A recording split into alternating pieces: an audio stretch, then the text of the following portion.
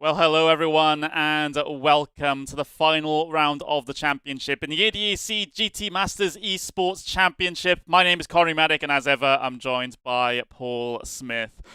We are at the very end of the season now. We only have 2 races to go, both of them taking place at the legendary circuit that is Monza, and 3 drivers are within a mathematical shot at the championship. We'll delve more into that a little bit later on, but Paul, we got to get ourselves super hyped for this one because this is where, the championship is decided, where all that prize money is divvied out.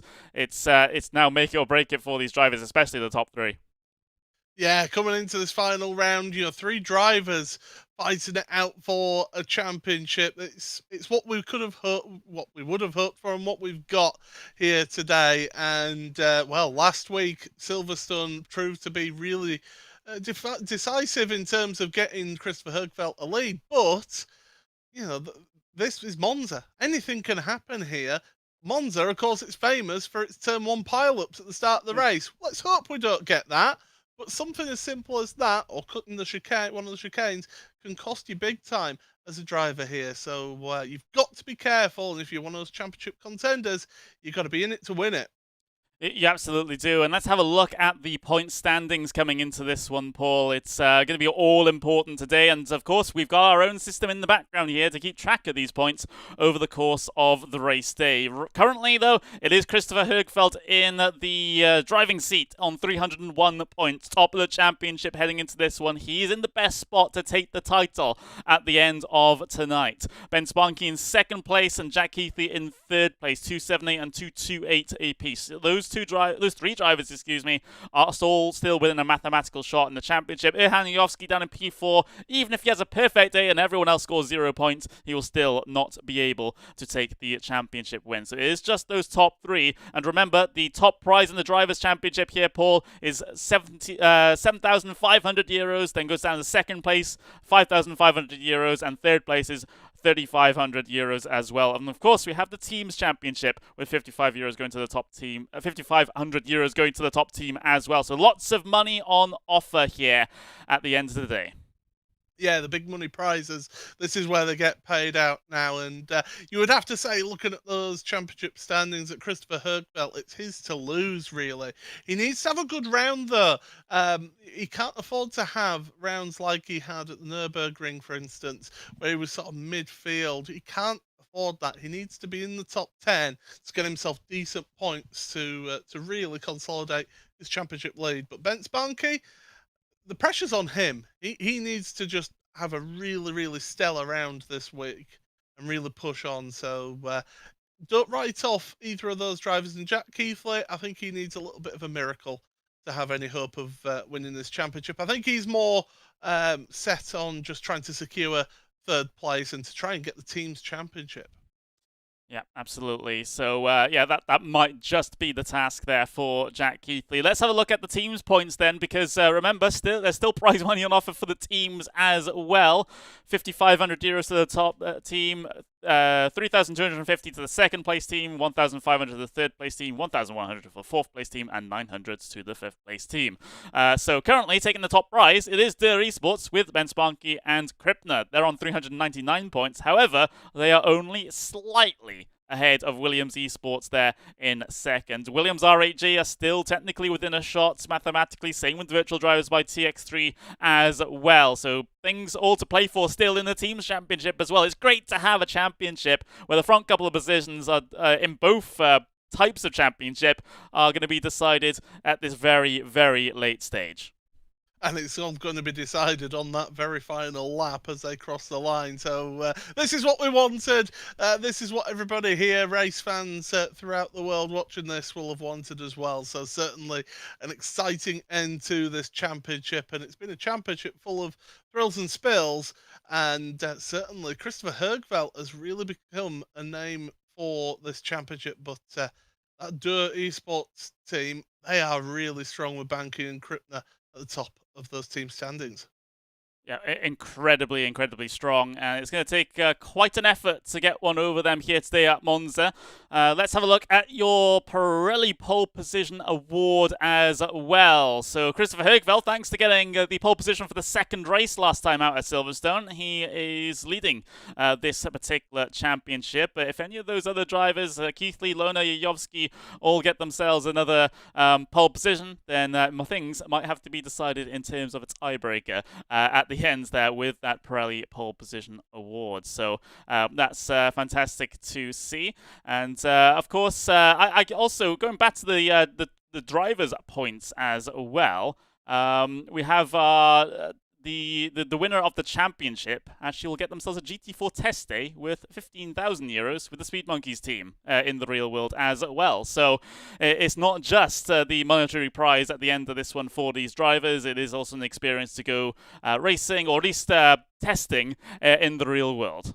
Oh, absolutely, and that's an incredible prize for these drivers to find themselves in, and to really get themselves an opportunity of getting into one of those GT4 cars. And certainly, as we like to say, an entry-level GT spec car, I mean, it still costs a bit of money, does that? That's for sure. But yeah, a tremendous opportunity to the championship winner here. Yeah, it really is. Lots on offer, and well, I certainly can't wait to see who comes out on top in this one. It's been such a competitive season. We've had so many different race winners. We've had lots of different names competing at the very front of these fields. Of course, the balance of performance have swung in some people's favour and not others at certain racetracks. That is just the nature of the beast here when it comes to these multi-manufacturer races. But at least here today in Monza, it is going to be all about that top speed today, isn't it? The cornering ability, not as important, but still something you have to think about. But it's that slipstream, it's that engine performance that's going to win you the race here today. It's the run out of corners, which is the most crucial thing here at Monza. Everybody thinks it's out and out top speed.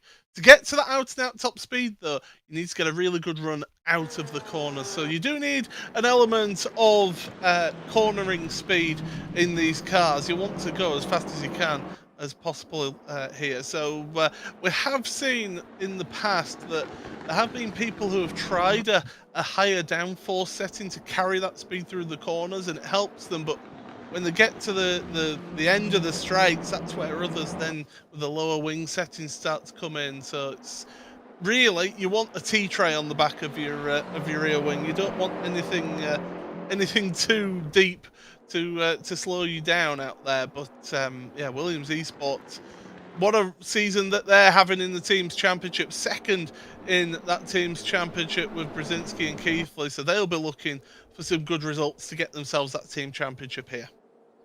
Yep, yeah, they absolutely will. And, well, that might be the primary task for a large amount of the Williams Esports drivers. Of course, we still have Jack Keithley that's still within a mathematical shot at the Drivers' Championship, and might have something to say about second place if he can get a good few points over Banki as well. So this championship still, or this race is still very important for him personally, because we're not exactly sure where he's going to finish inside of the top couple positions, excepting, of course, potentially that championship win, because it would have to be a catastrophic day for both Bence Banki and Christopher Högfeldt for Keithley to be our champion at the end of two races.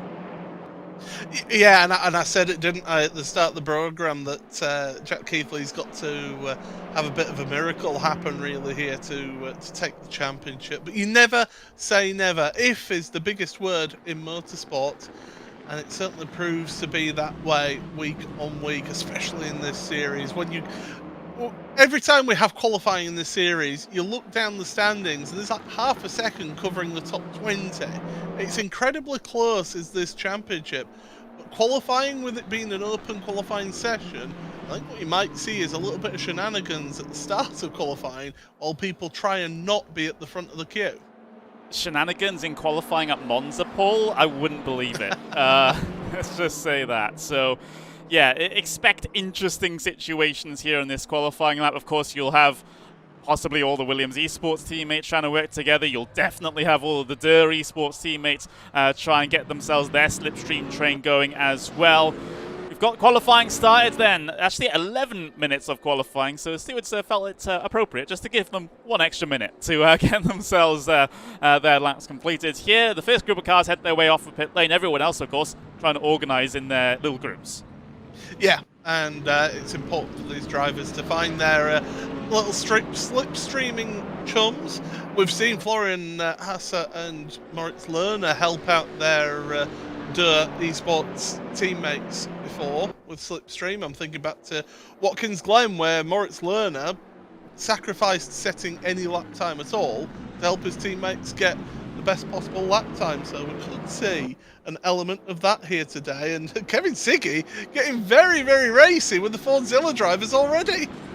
Yeah, that's that's Emre Cihan in the Team Fordzilla Mercedes, trying to just get track position over Siggy here. Siggy's not having any of it. He's going to stick stick his nose down the insides at the right hand of that. That's into the second Lesmo, I should say, and now down the hill.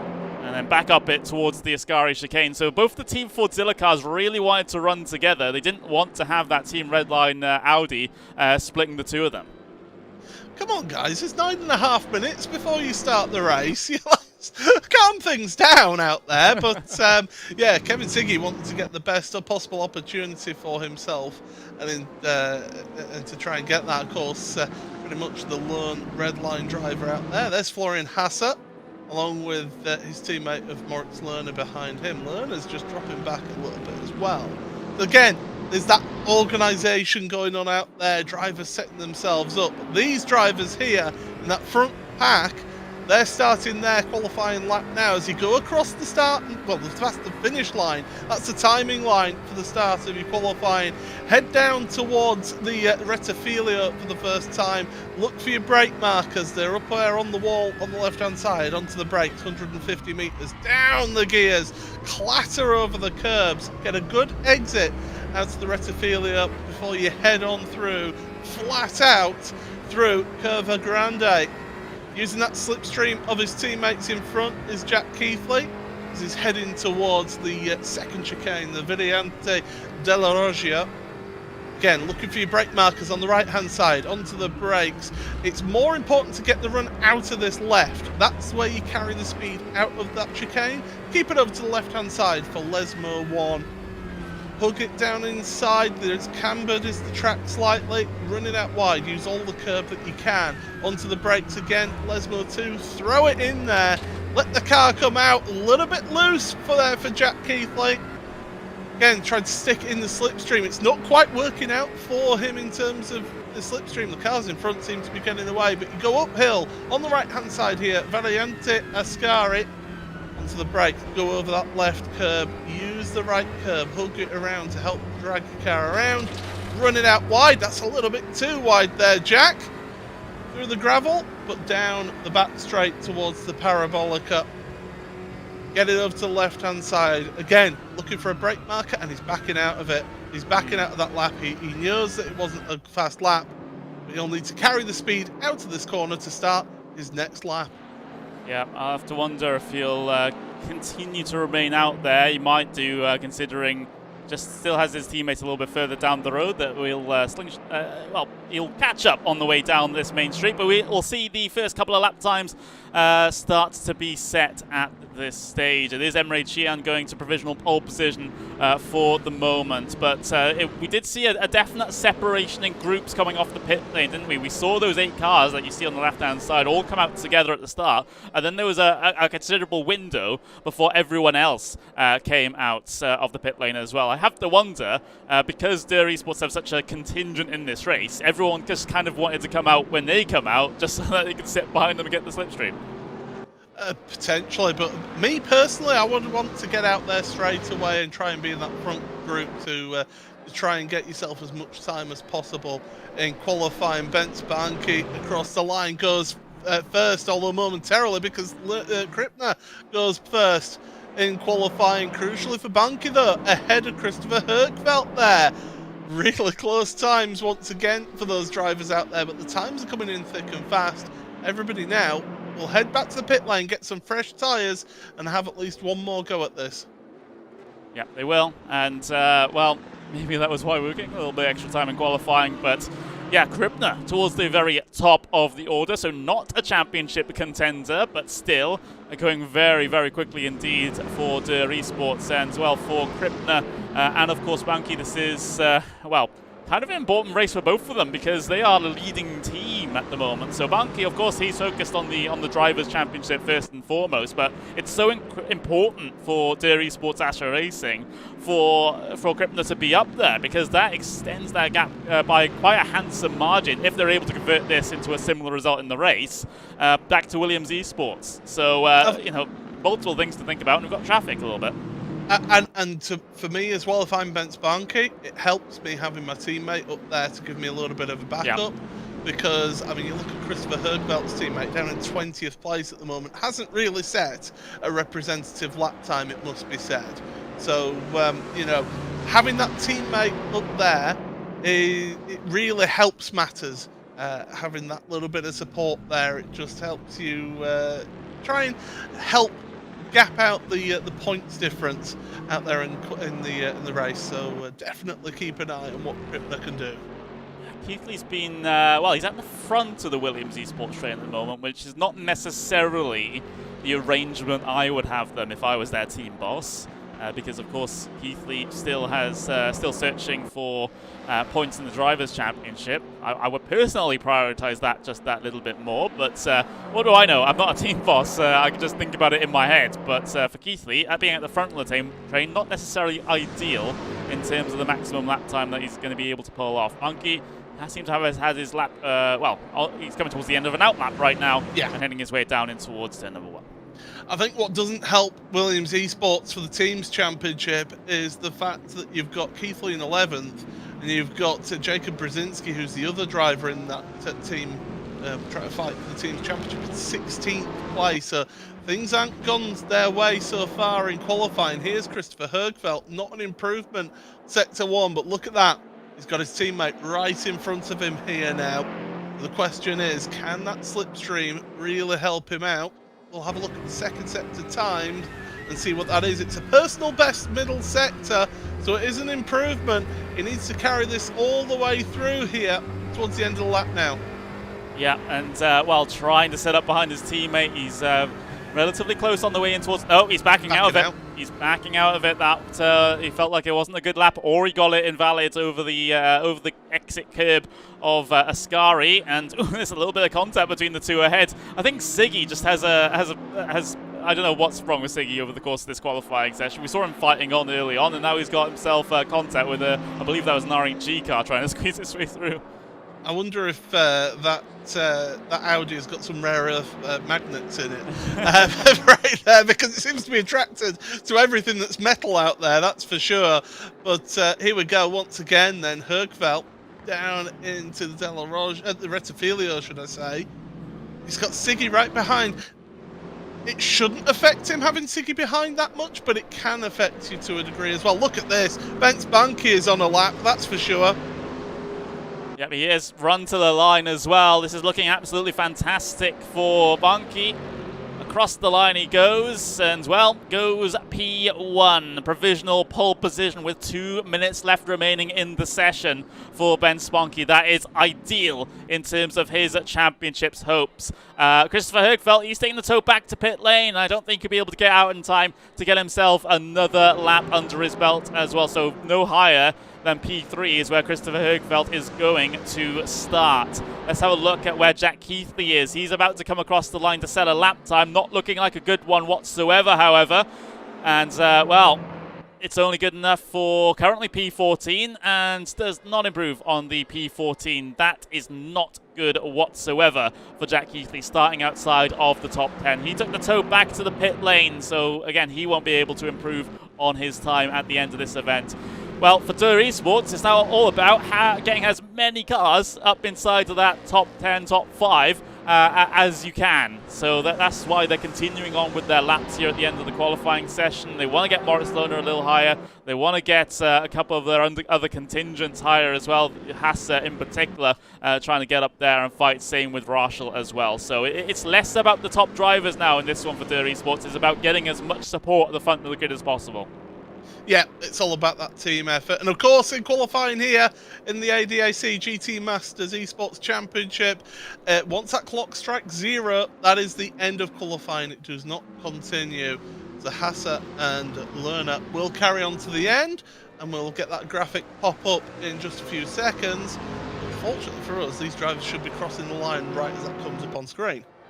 Yep, and well, it's not the Formula 1 start-finish line here. It is actually the finish line right at the front of the grid spots here that we're using. Yeah, Lerner, fantastic lap time up into P3 to start the sprint race. If you're unfamiliar with the format, of course, a 15-minute sprint race, then we'll go into our 30-minute endurance race with a scheduled pit stop.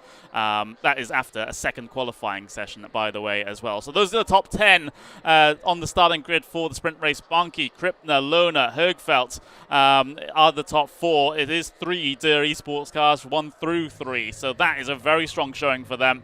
Nick Wisniewski P5, Emmerich Jan P6, Pfeiffer, Hasse, Dorneden, and Viducci will round out the top 10. And we look at our second page of results. Siggy in P11, Brzezinski P12. Then you have to look down to Jack Heathley, our next championship contender, in P15. A lot of work to do for this sprint race for Jack Heathley to get any sort of respectable result out of this one. So we can catch our breath a little bit and get ourselves ready for the gridding procedure into our final sprint race of the season here, Paul. Qualifying's already done. The starting order is set. And now, well, it might be a chaotic run in towards 10-1. As I say, let's hope it isn't. Let's hope it's a nice clean start and that everybody can get away well. Of course, rolling start. But, rolling start as well. So that just means that you're going faster in towards the Rettifilia on lap 1. But it does give you an opportunity to get a little bit of heat into your tyres and into your brakes, which will really help these drivers out there when they're attacking that first chicane at the start of this race. And for those of you who are wondering why we've got a standing start, well, we're not. We're going to get rolling away in just a few seconds' time, and we will have our formation lap here. There we go. And the drivers will set away. They've been doing this all season, so they're well practiced in this, and they'll get themselves into formation towards the end of the lap as cars going onto the grass. That's not usually the best idea, but those 3 Der Esports drivers at the front right now, in terms of Bence Banki and also Der Esports Sasha Racing, the Teams Championship, having Moritz Lerner there in front of Christopher Högfeldt is a real thorn in Christopher Högfeldt's side. Yeah, it really, really is. And, well, in terms of the points, if they finished as they qualified for this sprint race, Högfeldt will be on 328 points. Banki will be on 318 points. So he will shrink the difference between Högfeldt and Banki down to just 10 points for that final endurance race. Keithley, he's languishing down on 235 if it finishes the way it starts here. So he will be out of the championship mathematically into that final endurance race. So then it will potentially be down to 2. But there's still a lot to come here, everyone. There's still 15-minute sprint race to get out of the way. Who knows what might happen here? I mean, you've only got to think back to last week at Silverstone with that big incident that Banki and Hasse had onto the pit lane. That's something similar, you know, always has the potential to happen. Oh, without a doubt that something can happen. I mean, if we look at the race results on paper, then yes. Or if we look at the race on paper here, then yes, Bence Banki should win this one. But of course, motorsport isn't competed on paper. It's done in behind the wheel of their various cars out there. But Banki really aggressively weaving his car, trying to get the heat into the tyres. Of course, Monza, long straights, you can take you a little bit longer to get yourself some tyre pressures and tyre heat in there. So definitely trying to do as much as they possibly can to prepare their cars. But Connery, we've been waiting all season for this, haven't we? And okay, last season we had Moritz Lerner absolutely dominating the championship. This year we have got one heck of a entertaining finale on our hands. We absolutely do here, Paul. Everyone getting themselves stacked up double file on the way in towards the Curva Parabolica. I'm going to still use its old name, let's just say that, but 15 minutes of sprint racing about to get itself started here in the finale of the ADAC GT Masters Esports Championship powered by EnBW Mobility Plus. It is crunch time.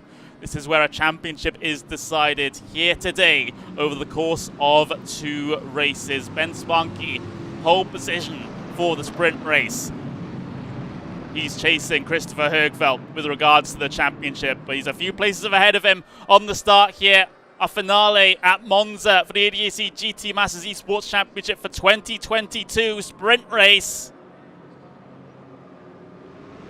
It's a long hold, but we're racing here at Monza. Good start from both those drivers on the driver's right-hand side there. Banki and Lona able to get away very, very well. Able to create a gap down in towards turn number 1 for the first time. It's Högfeldt trying to go around the outside of Krippner in the early stages. He gets a front bumper full of Dur Esports cars there. Someone's gone spinning in the background. I think it was Hasse. Hasse has had a big, big spin. Keithley's been able to get through that unscathed, so that's a positive that he can take into the rest of this race now. But Högfeldt, he's now lost a position actually to Nikodem Wisniewski, or rather he's actively fighting with him for it. So this is so important for Christopher Högfeldt to hold on to these positions. He's still lost it to Wisniewski. Still got the overlap, but can't quite do anything about it. That's not a great start for Högfeldt, and now he's going to start to get swamped from Pfeiffer behind.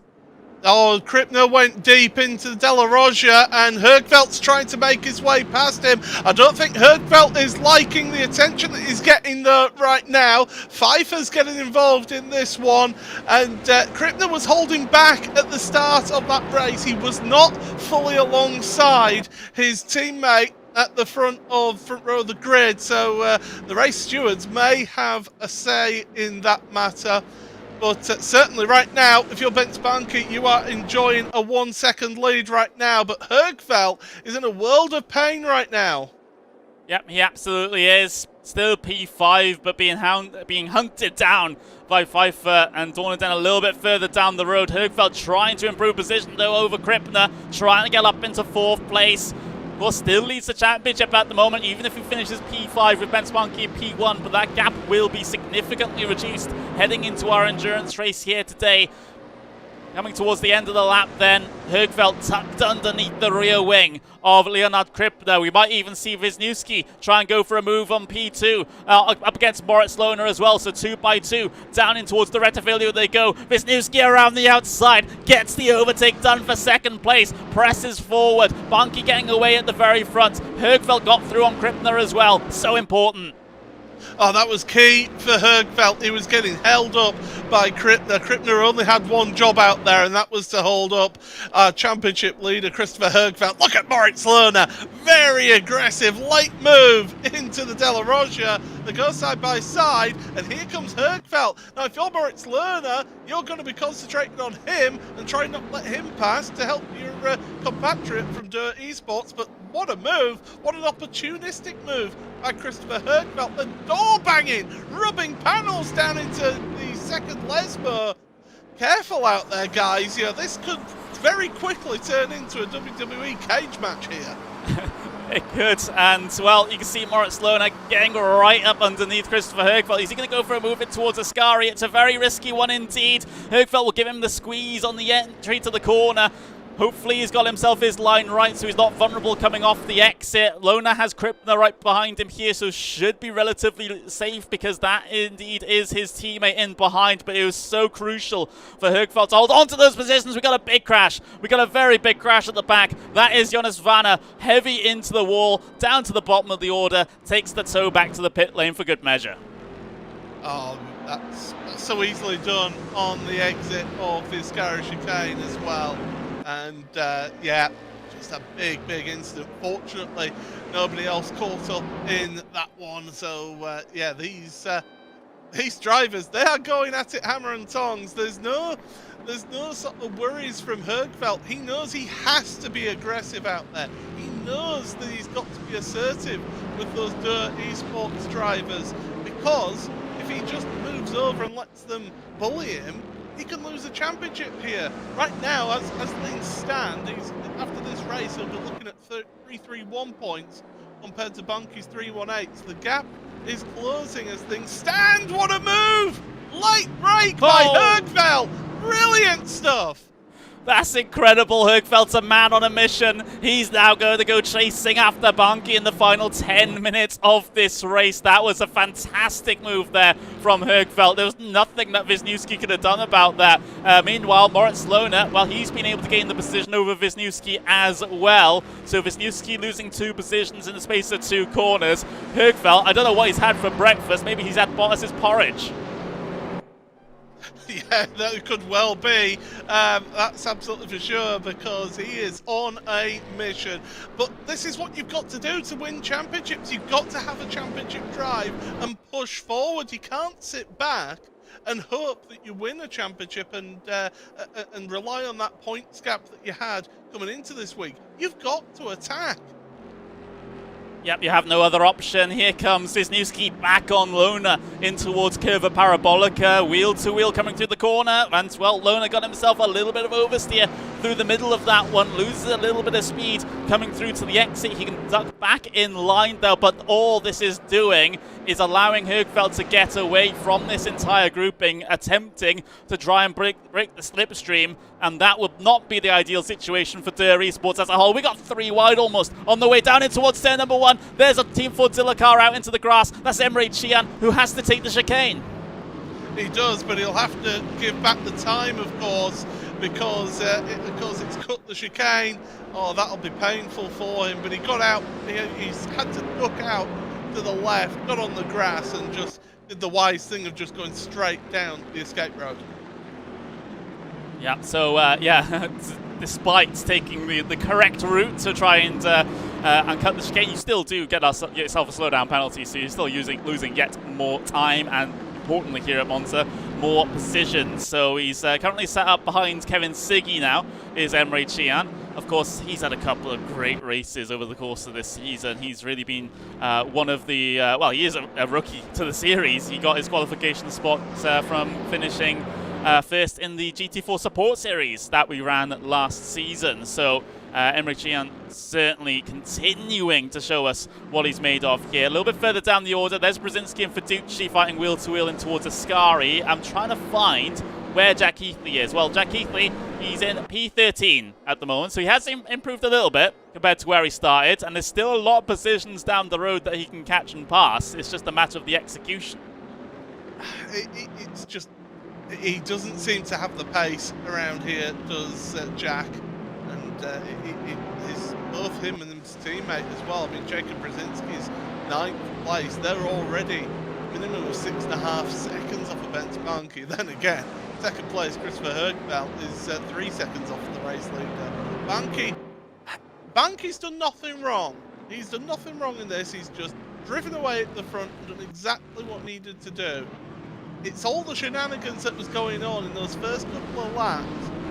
That's where I think the stewards may have a little bit more of a busier time. So I think we're definitely going to be saying that some of these results tonight are going to be provisional.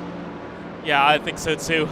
That's probably a given. So we'll give everyone the provisional points at the end of the day. But remember, the championship isn't fully signed, sealed, and delivered until the stewards publish their very final report after all the post-race shenanigans. So yeah, we do have to wait a little bit, maybe even a day or so, for that to all get itself sorted out.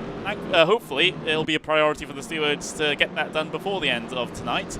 But we will have to see. But coming up to 6 minutes left to go in this final sprint race of the season. Remember, we have another 30-minute event coming up straight after this one with a scheduled pit stop as well, which can be crucial in racing like this, especially when everyone, or rather most of everyone, is in that one big long slipstreaming train. Certainly so, but Bence Banki, he'll be looking in his mirror and going, "Oh, for goodness sake!" He'll be thinking, "What do I have to do to get away from Christopher?" It's certainly been a stellar drive from Högfeldt to force his way to the front, and you called it, Wisniewski and Lohner, with them when they were fighting and tripping over each other. It just slowed them down to the point where they've lost the slipstream, and a drive-through penalty. Florian Hasse So his day goes from bad to worse after his spin around at the Rettifilio on lap 1. So yeah, that'll be pretty much sign, seal and deliver his chances of helping out the team's championship in this opening race of the day. Yeah, it will be. Thankfully, they do have a second qualifying session to set the grid for race 2.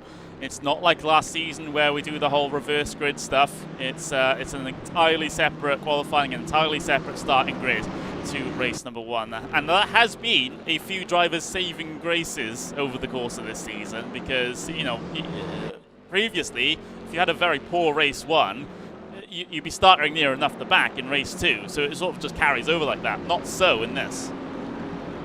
Yeah, it does give you that second opportunity and give you almost like an instant reset. There's nothing worse. Last season, the driver having a bad day, bad sprint race, then ended up not getting the reverse grid, getting in the reverse grid positions, then having it exacerbate further. This season, it's been really, really good in the way that we've got that second qualifying session. The drivers can just say, right, forget that result, that's gone now, let's move on. Second qualifying, so people like Jack Keithley or in Haase, they'll be looking towards that second qualifying now and looking to make a stand in that second race. It will be. We're running on board with Kevin Siggy though in the Team Redline Audi, tucked right up behind Dornaden. This has been a battle that's been raging on for a little while. And now we're in the final couple of minutes of the race, so the pressure starts to get a little bit more as Kevin Siggy heads his way to the outside, down in towards the Rettifilio, and see if he can hold it around the outside here. He has the inside for the second part of the corner, and as long as he can get the traction down, should have a good run through Curva Grande, but he does not. So they're going to be absolutely level through this long right-hander. Dornaden, by virtue of being on the inside, will get himself just that little bit more ahead. Hopefully, for him, he's clear on the way down in towards the next chicane. But no, Siggy goes and sends it on the brakes, deep braking, and Siggy's got it. He got the car slowed down, and he's got the position. Yeah, nice little move there into the Della Roggia. That's exactly what Siggy needed. He wants to move forward in this. The Team Redline driver, he'll be looking forward now, looking at Kripner and saying, right, I want a piece of your place. Want to move forward. Brzezinski, this is somebody who has been moving forward in the field, started in 11th place to 9th place, but I don't think the Williams Esports driver will be happy with that. He'll want to be a bit further forward in this pack. Yeah, I think so too. And well, as we get in towards these last few laps, the desperation will start to increase more and more for those handful of championship points that you're able to gain just from gaining one single position. But for Brzezinski, P9 for now. Of course, like you said, hoping for a little bit more at the end of this event. He might get it, by the way. He is following up against Dornaden very, very closely indeed. Might be able to make something of this coming in towards the Rettifilio this time around. We do have to jump forward, though, because Wisniewski's getting pushed at the moment by Moritz Lohner all the way down the back straight. They want to try and catch Högfeldt as much as they can, but Högfeldt's already gotten almost a 2-second gap on them as Brzezinski, well, he did have the opportunity, and he's completed it. He's got the position over Dornaden, and now Fiduci's looking to try and get through on that exact same situation. Yeah, try and take advantage of somebody else making a move. That's what you need to do here if you are in a queue of traffic, because generally speaking, that car that's been overtaken is compromised. That gives you the opportunity, and that was a squeeze from Dornaden. Oh dear, Fiduci, I don't think he'll be happy with that treatment, and there'll be various gesticulations being made in that cockpit of Fiduci. Of course, a home race for him, one of 2 Italians on this grid here today. And, well, he'll be wanting the best possible result. Even if it's a virtual environment, if it's your home track, you still want to do the best here. Yeah, you really do. And, well, you do have the luxury of, you know, maybe you being a little bit more experienced with the track, because maybe when you raced on it on different games while you were younger, because, you know, that was your local circuit or something like that, that's really the only advantage that extends into sim racing. But 30 seconds left to go. Bence Banki, there he is, heading through the Parabolica now, so he will bring us across the line to start another lap. This will indeed be the final lap here as well of this sprint race. So crossing the line with 10 seconds to go is the number 33 Bentley, and we go one more time around. Very good number is 33. I'm only saying that because I use it as my racing number as well. But man of good taste is Bence Banki. But still, this battle is embroiled here. Moritz Lerner, try as he may, cannot get past Wisniewski. Wisniewski doing a fantastic defensive job there in third place. He wants to hang on to that podium as they come around the Curva Grande once again. Will this be a late move from Lerner, our defending champion, and he'll have to relinquish that crown this year. A feeling that he'll like, but yeah, things didn't turn out how he wanted to this season. No, they didn't. The car choice, primarily, I think, just hasn't really worked for Moritz Lerner. Of course, you know, he explained the circumstances around that with a post-race interview just a couple of rounds ago. So, you know, it was just sort of more of a lack of preparation coming into this one, and yeah, so, and it has shown. But the thing is, you know, even though that McLaren has not been the fastest car at pretty much the majority of the races that we've been to, it's still in the hands of Lerner and indeed Hasse being able to get put up into some pretty good positions. Oh, as we get Siggy all the way wide, coming through the exit of the Ascari. And, well, he's going to lose a lot of momentum as a result of that one. But we are coming in towards the Parabolica now for the final time. Lerner had a little bit of a look to the inside of his new ski there, but not going to commit to anything into the final corner. But we head towards the very front because it's Bence Banki taking the race win here in the sprint race of the ADAC GT Masters Esports Championship finale at Monza. His task was to finish ahead of Christopher Högfeldt. He has, but only by one position. Högfeldt files through in P2. He's got to be super elated about his performance here in the sprint race because that could have all gone wrong. We saw how he lost a couple of positions off the initial start, but the best of drivers know how to recover from those exact situations. And I said as well, you need a champion's drive, and I think that the way that he got his elbows out at the start of this race really showed that he is going to fight all the way to the end of the championship here. And well, what a drive! But you know, you can't say anything wrong with Bence Banki. He did exactly what he needed to do out there. Yeah, he did, and he wins by 3.7 seconds back to Christopher Högfeldt, his main championship rival. As a result of that race, though, Högfeldt still indeed leads the championship on 335 points compared to Banki's 318 points. So still a decent amount ahead, Högfeldt, at this stage. I mean, I think he can finish in P2 with Banki winning the race next race, and he should still be fine. But we will indeed work out permutations with regards to that. It was not a good day, however, for the driver of Jack Heathley, as he was further down the order, P11, not going to be enough to remain within the championship fight on the way into our endurance race in a couple of moments' time. So with that, we're going to have to jump into that endurance race server and get this one settled once and for all.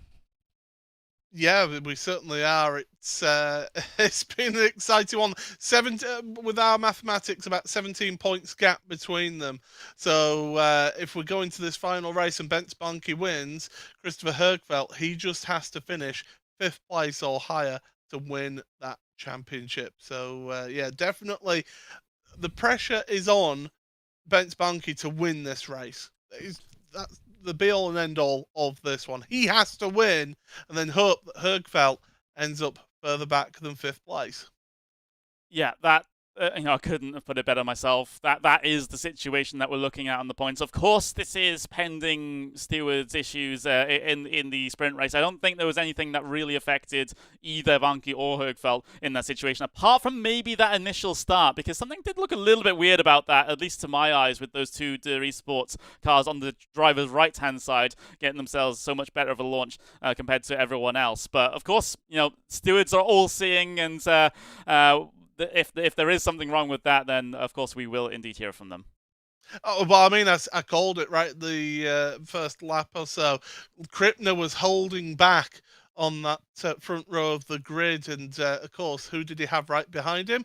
Christopher Högfeldt. Mm-hmm. So definitely a little bit of tactics going on there. Maybe not.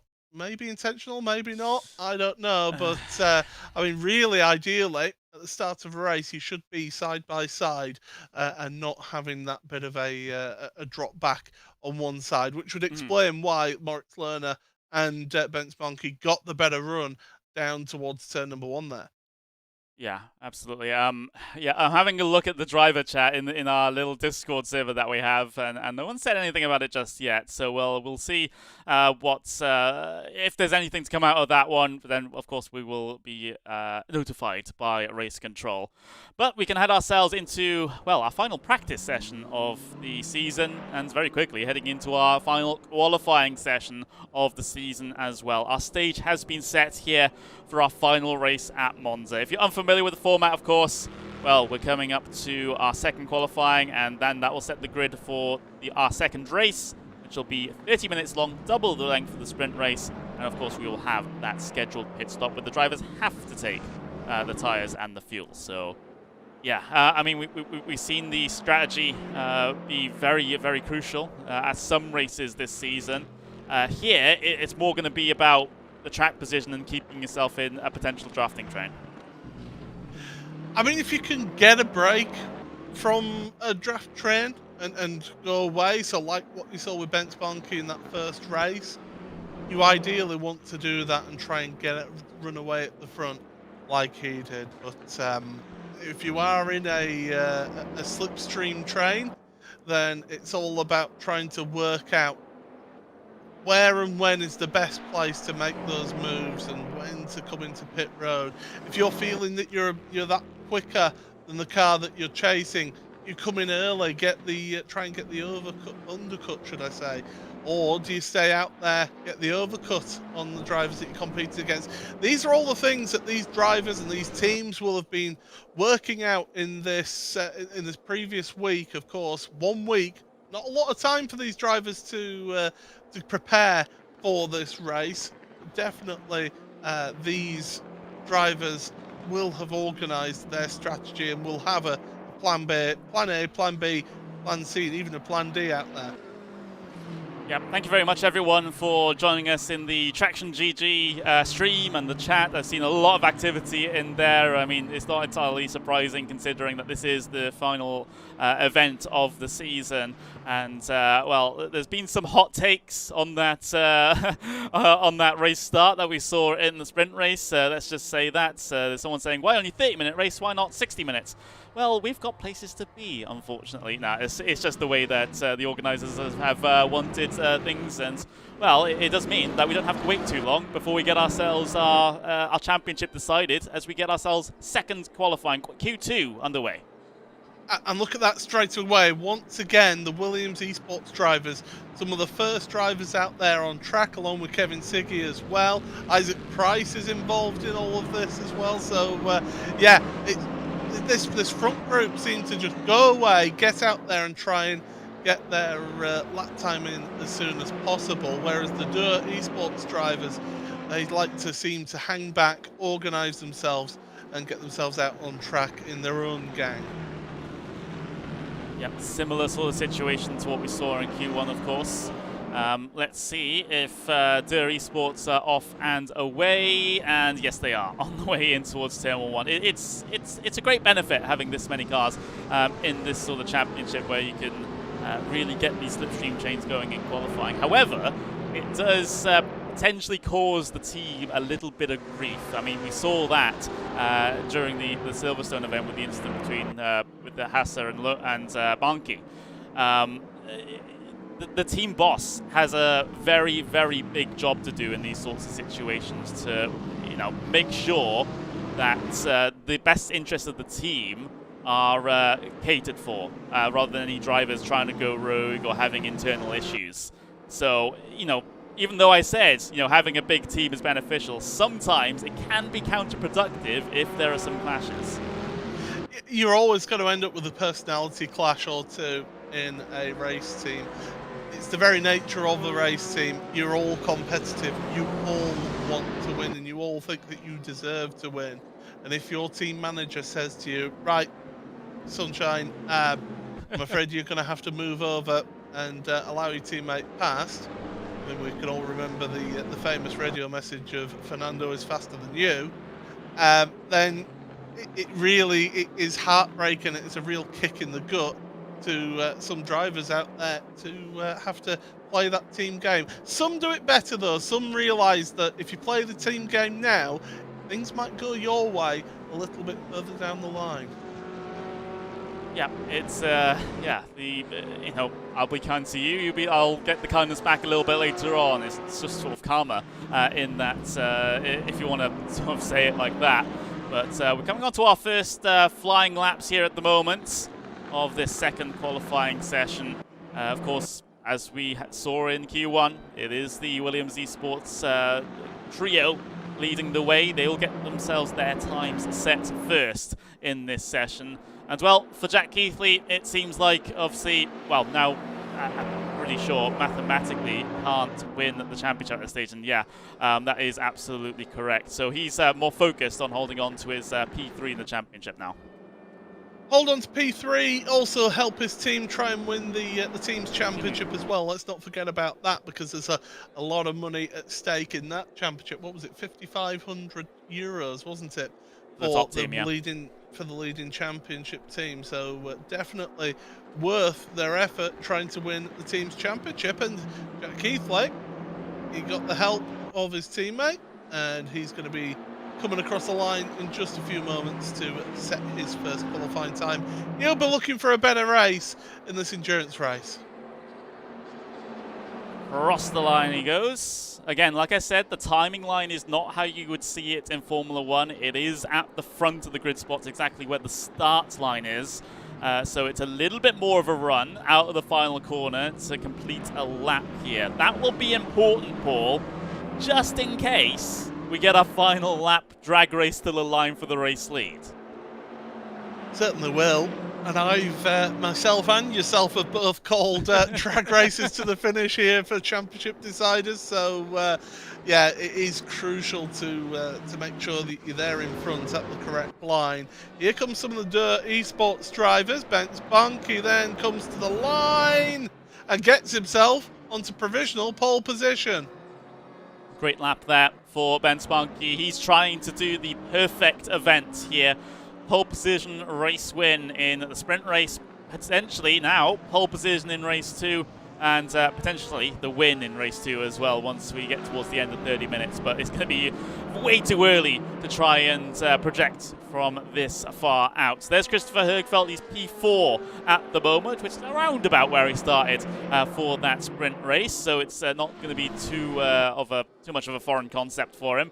Here's Isaac Price a little bit further down the order. He's going personal best sectors. Same with Kevin Siggy as well. They have yet to set lap times here, have these two drivers. And in fact, they are definitely not the only ones. Gianmarco Fiducci, Marco Pejic, Moritz Lohner, Martin Barner, Johan Jovski, and Matija Markovic have not set themselves a lap time just yet in the first half of qualifying. But these two will head their way across the line in a couple of moments, and let's see where they stack up compared to everyone else. Siggy across the line goes P5.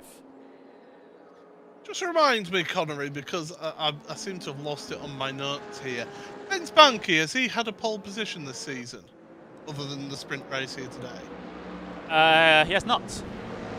All right, so Christopher Högfeldt then should be safe if Banki does get pole position, because Högfeldt should get that Pirelli pole position award then. Yeah, he should. So, yeah, that's. I'm glad you're keeping track of that one, Paul, because I completely blanked that one out from my mind. But into the second half of the second qualifying session. It's a bit of a mouthful to say. And well, Högfeldt and of course by extension the team Esports cars about to start their potential final laps of the season in terms of qualifying. So Högfeldt across the line, he's got a couple of cars further down the road where he's able to sit inside the slipstream, so that's a good start to the lap, but it's all about the conversion now. He's 0.4 of a second behind Banki in terms of lap time. There's a lot of time to be gained out there.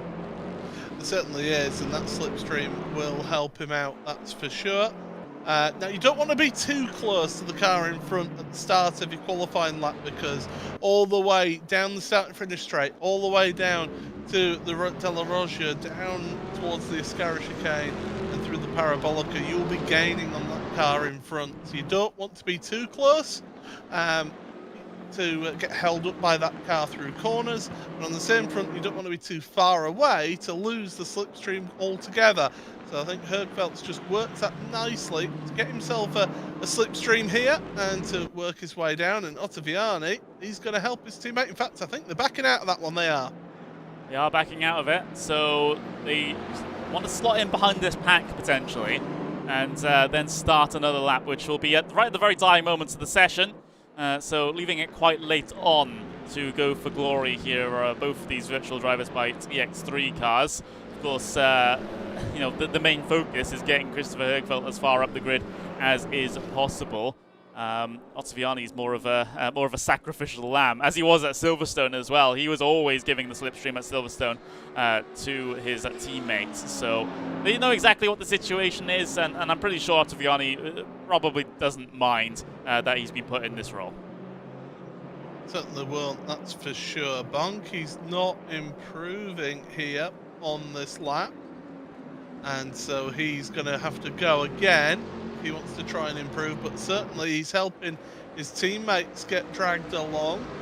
Lauren Hassa behind him right now, and the rest of his teammates just in that queue, that line of traffic, so don't expect any improvement in time. In fact, look at that, it's about a second, just under a second lost to Bence Banki being at the front of that queue. Yeah. And someone quite helpfully pointed out in our chat, actually, that it's not just Der Esports cars in the Der Esports train. They're also having Vanner and Barner helping out as well. So, despite that, well, we've got Banki in pole position, we've got Krippner in second place, but Rudiger's the driver in third at the moment. There he is for Arnage competition. So great qualifying so far for Rudiger. Högfeldt is in fourth place at the moment, and Kevin Siggy is in fifth. So despite that big long train that the Esports were able to establish, they've only got 2 cars inside the top 5. But look, you see that Christopher Högfeldt first sector was 2.5 tenths down. That is huge. That's huge for him. He's 4 tenths down off of Banki in qualifying already. So what was this? Yeah, this is not an improvement. Nope. So Högfeldt is going to be starting 4th yet again. And guess who's going to be starting right directly in front of him? It's Krippner. Anyone else getting a little bit of deja vu? Can't just be me. But yeah, Högfeldt, this lap has not worked out whatsoever, and due to the way things work here in RaceRoom, he won't be able to have enough time coming across the line to be able to complete the lap. So, complete the next lap. So potentially this might be the end of the session here for Högfeldt. Trying to get the slipstream regardless off of his teammate ahead of him. Across the line now, of course, does not improve in terms of position. So. Yeah, takes the tow back to the pit lane, and that's the end of the session here, Paul. Bence Banki, another pole position. That does mean that Högfeldt gets himself the probably pole position award at the end of the season, but that is relatively insignificant considering that he wants a championship. Yeah, he's got his sights set on one thing and one thing only, and that's the championship. That is for sure out there. But yeah, congratulations winning the Pirelli pole position award, so congratulations to him for that. And I'm just trying to find the award for that as well. Other than the well done. Well, it's a big well done from us here in the commentary box for the English stream. Of course, we do have the German stream going as well.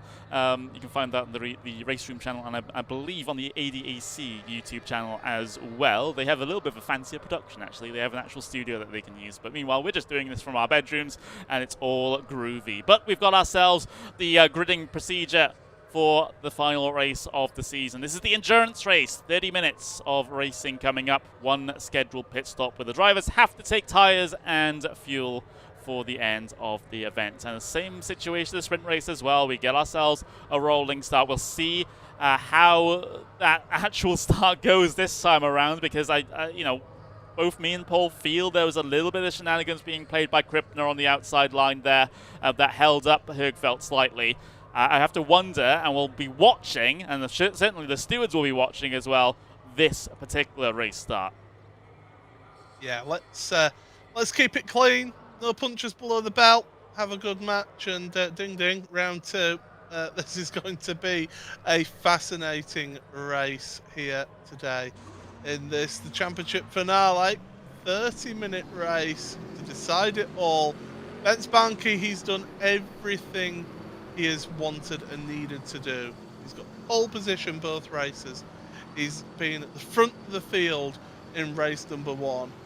Can he be at the front of the field in race number 2? Remember, if Högfeldt finishes, if Banki wins this race and Högfeldt finishes 6th, the championship is Banki's. If Högfeldt finishes 5th or above, then it's Högfeldt who wins the championship. So we'll be keeping abreast of all of that going on throughout the race right now. This is certainly going to be an exciting finish to this championship.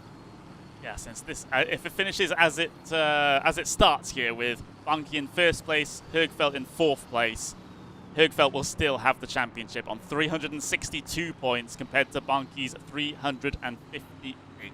It will only be 4 points in it, but it would still swing the way of Christopher Högfeldt if he finishes in 4th place. So, yeah, Banki, you know, like you said, he's had pretty much the perfect day so far. And even if it does end up being the completely perfect day with a race win today in the endurance race, it still might not be enough.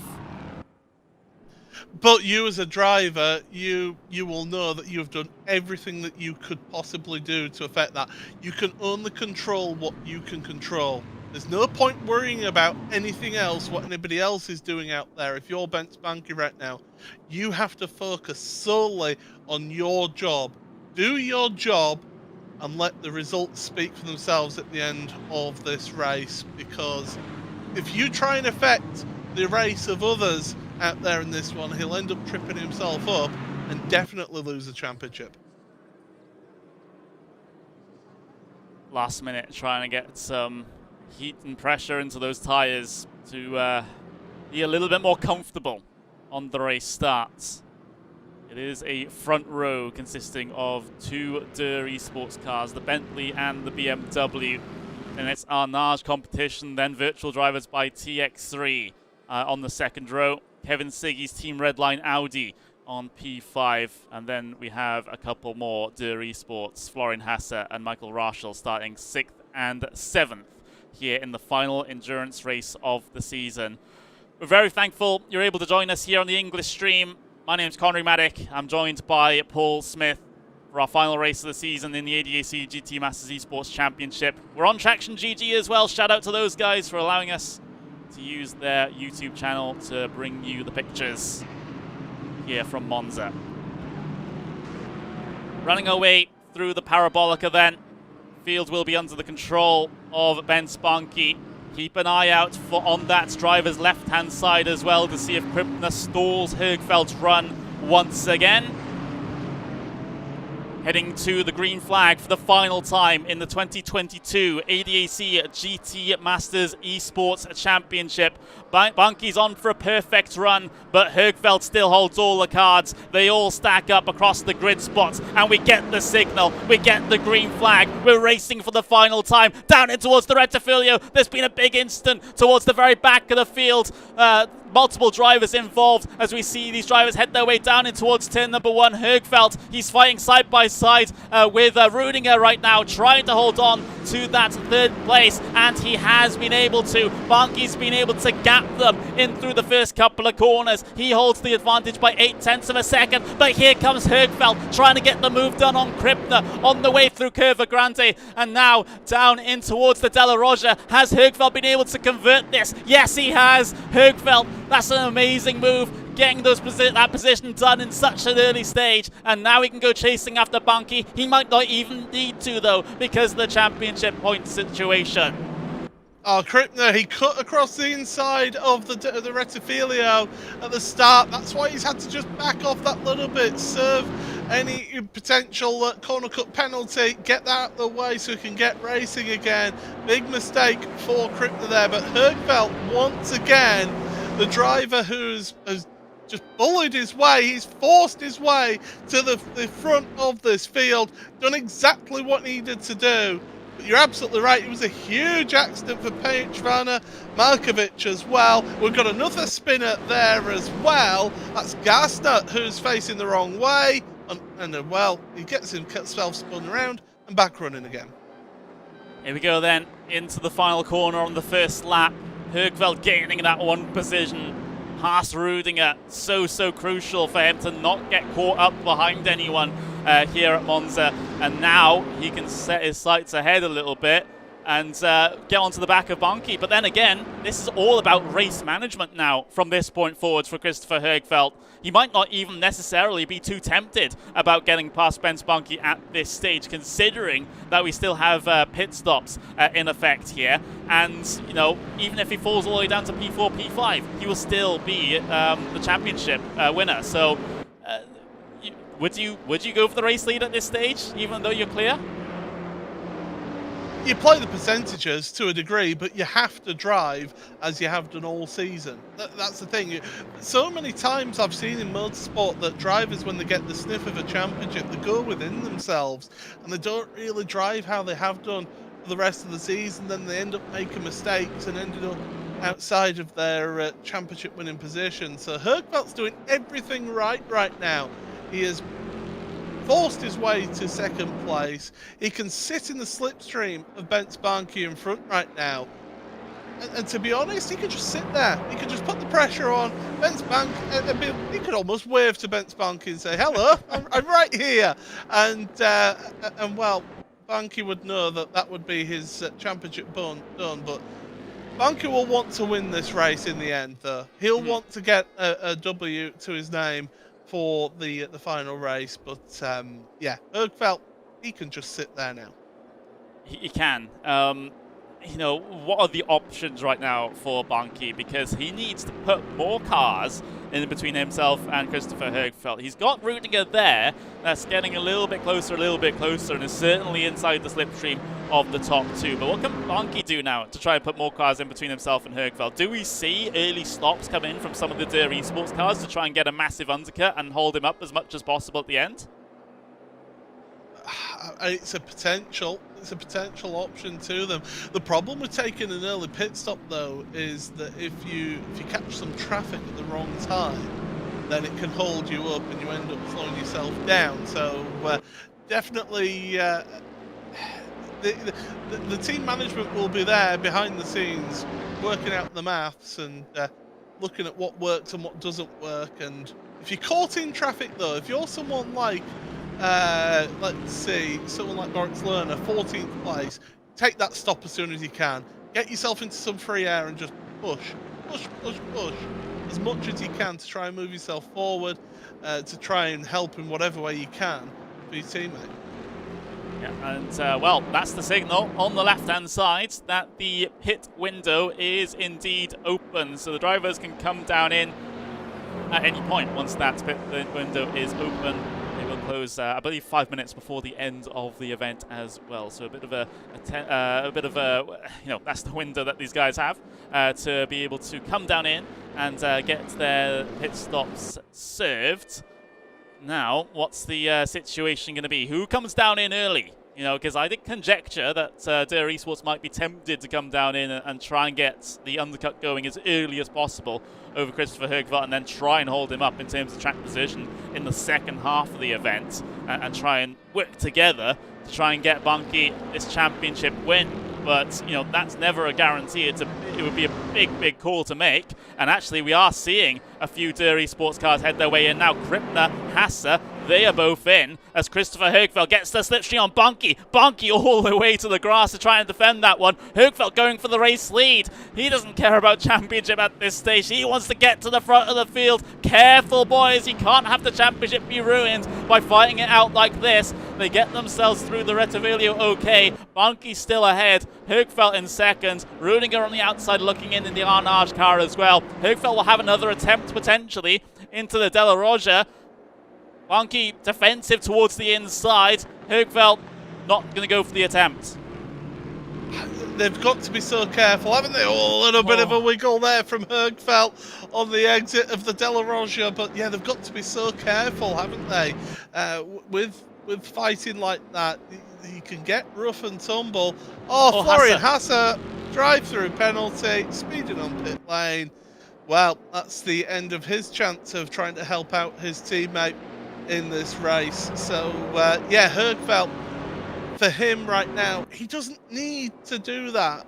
He wants to do it because he wants to win, and he wants to win the championship with a first place at the end of the season, but he doesn't need to do that, and all that's doing is it's bringing Kevin Siggy and the rest of the gang along into this queue of cars. Yeah, it is, and you know, it's such a tough situation to be in here in the second place because yes, you do want to sit behind and just make sure you get points in the championship, but you know, if you feel like Banki's trying to deliberately slow you up through the corners or something like that, and then you see those guys behind you catching, and there we go. There's the response from Högfeldt. He's going to come down in immediately. He's done sitting behind Bence Banki. He's going to take the race into his own hands, and he's going to come down in possibly to cover off Krippner now. Yeah, he has to cover off Krippner because the fresher tyres. We've seen how good the fresh rubber really helps you out in these races here in this second of the races. So Banki now, if I'm him, I get a brilliant in-lap done here, and I react. I pit this lap and try and stop the undercut happening.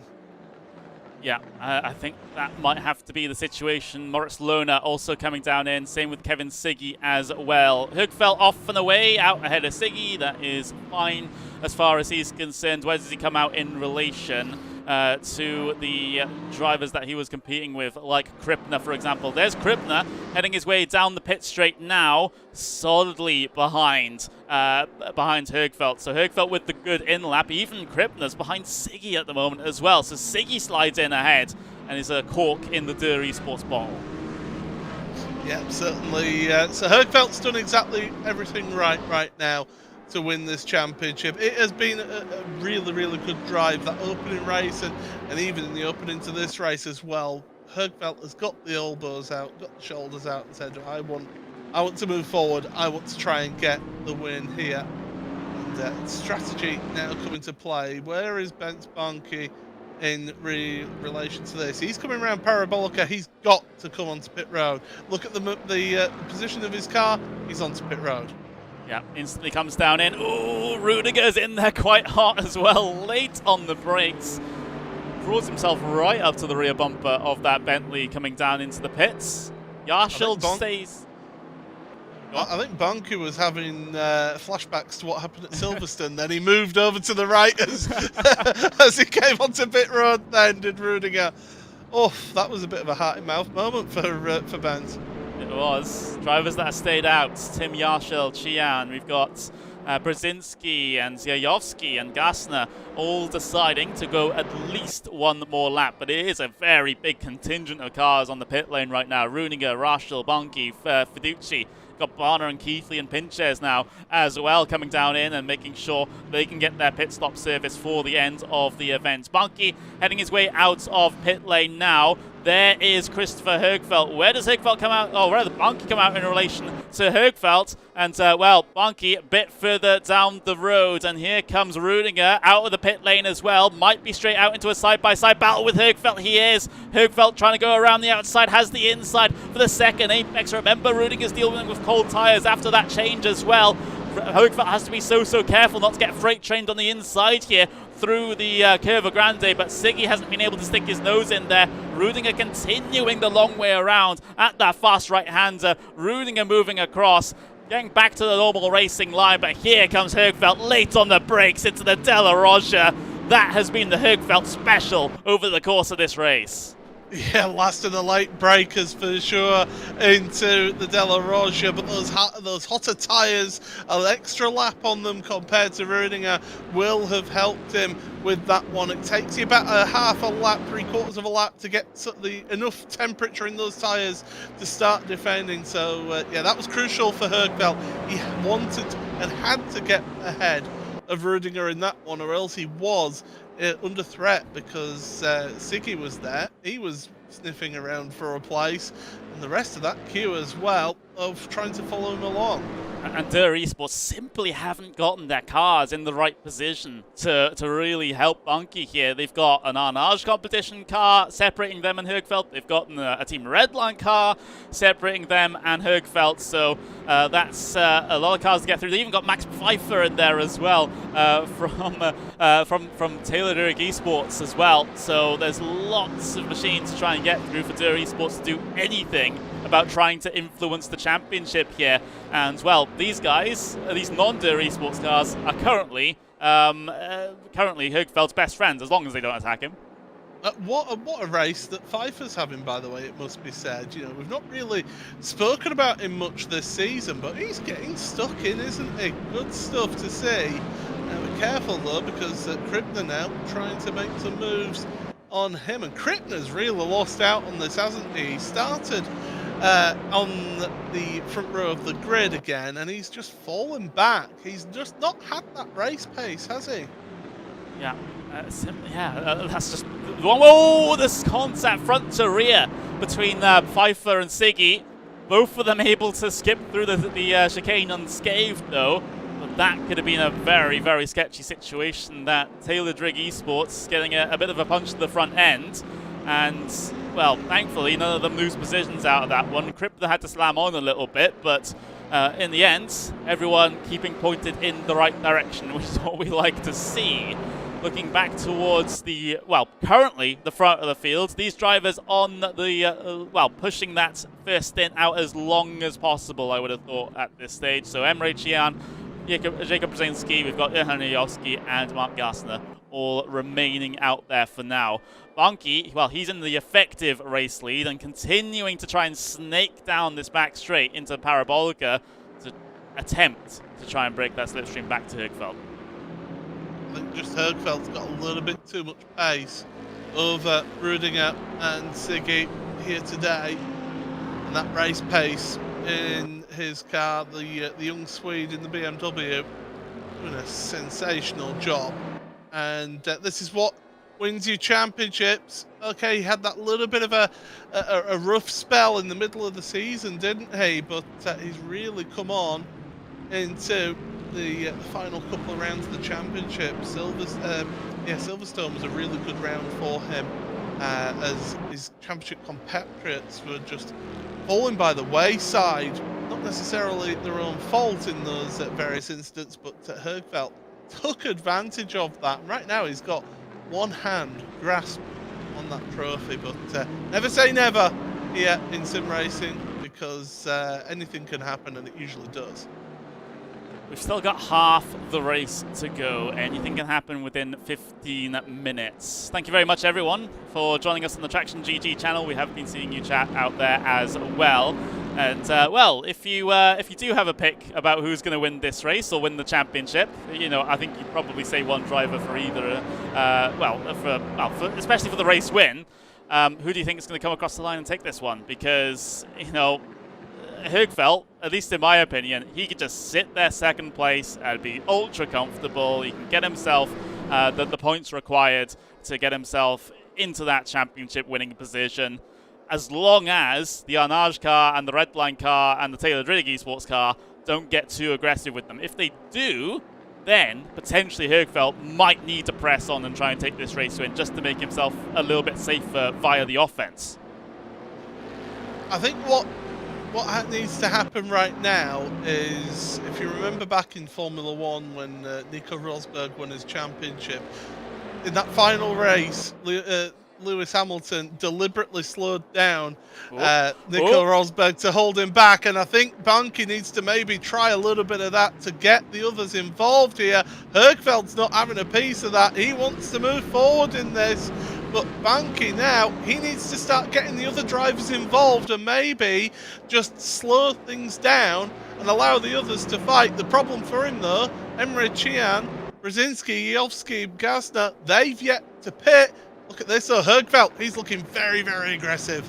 He's looking racy. He thinks he needs the race win at this stage. And Rudinger getting himself up underneath him. Rudinger looking to the inside. So the first Lesmo, Siggy in behind as well. Rudinger doesn't quite have the overlap required to be able to maintain the fight for P2. But that was the first sign of a little move from Rudinger. It might have been one to try and capitalize on a slow Högfeldt through the corner.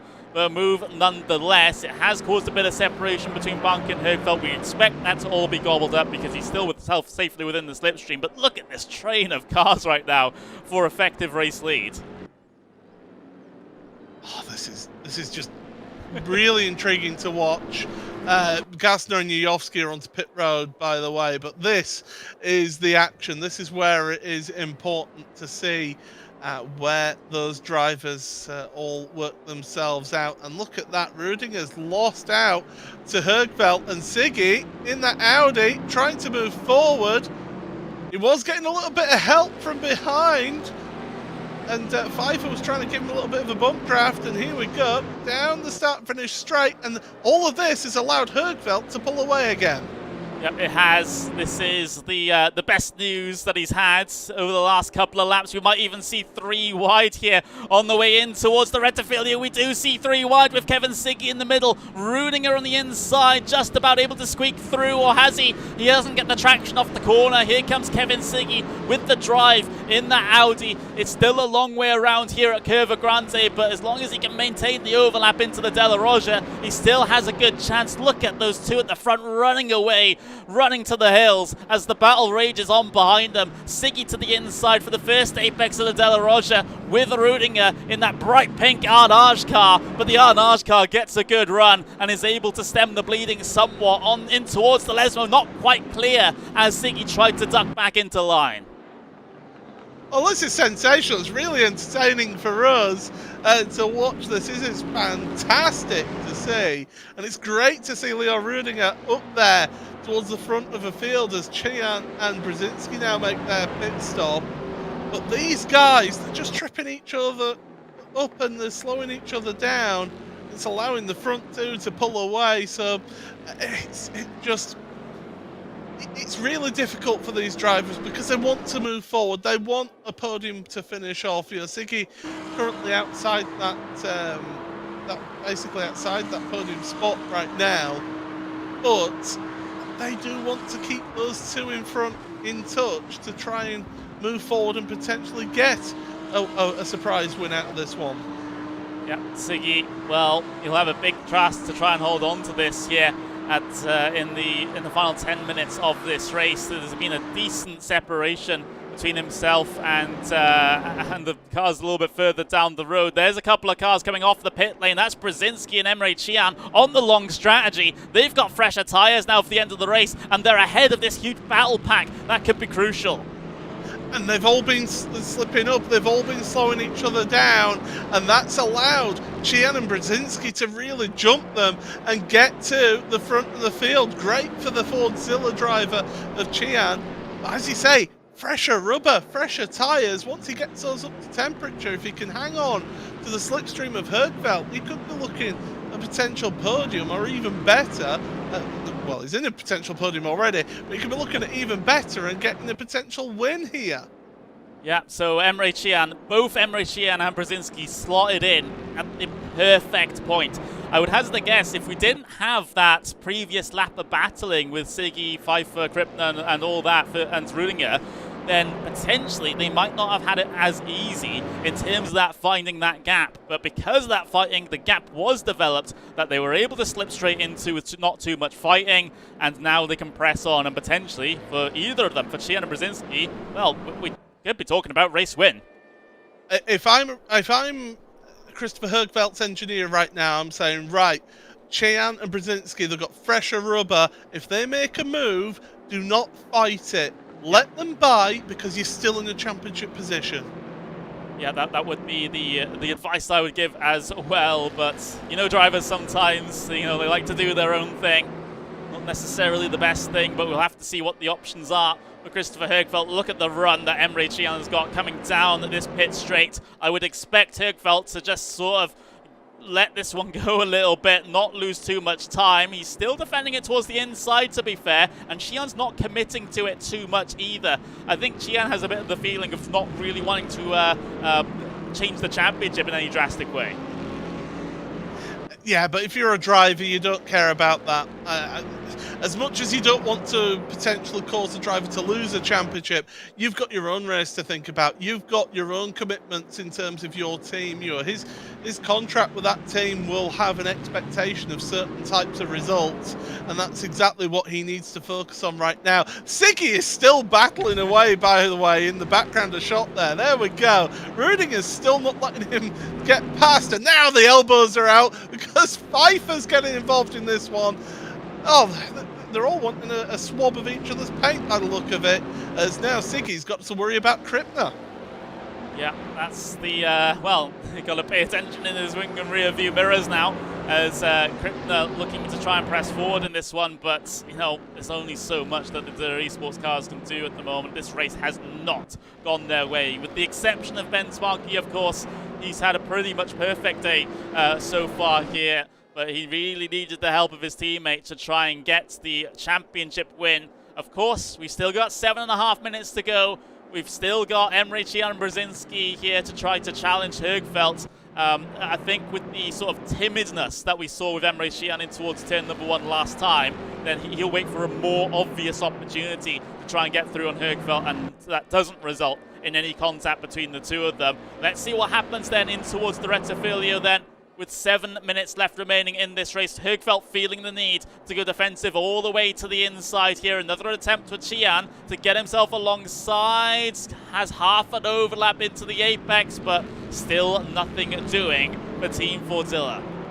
Högfeldt clattering that curb sent him into the side of Cihan. He's got to be careful with that. We saw at Zandvoort, didn't we, that Wisniewski got suspension damage from a curb straight 3 wide. Oh my goodness, back out of this one, Christopher.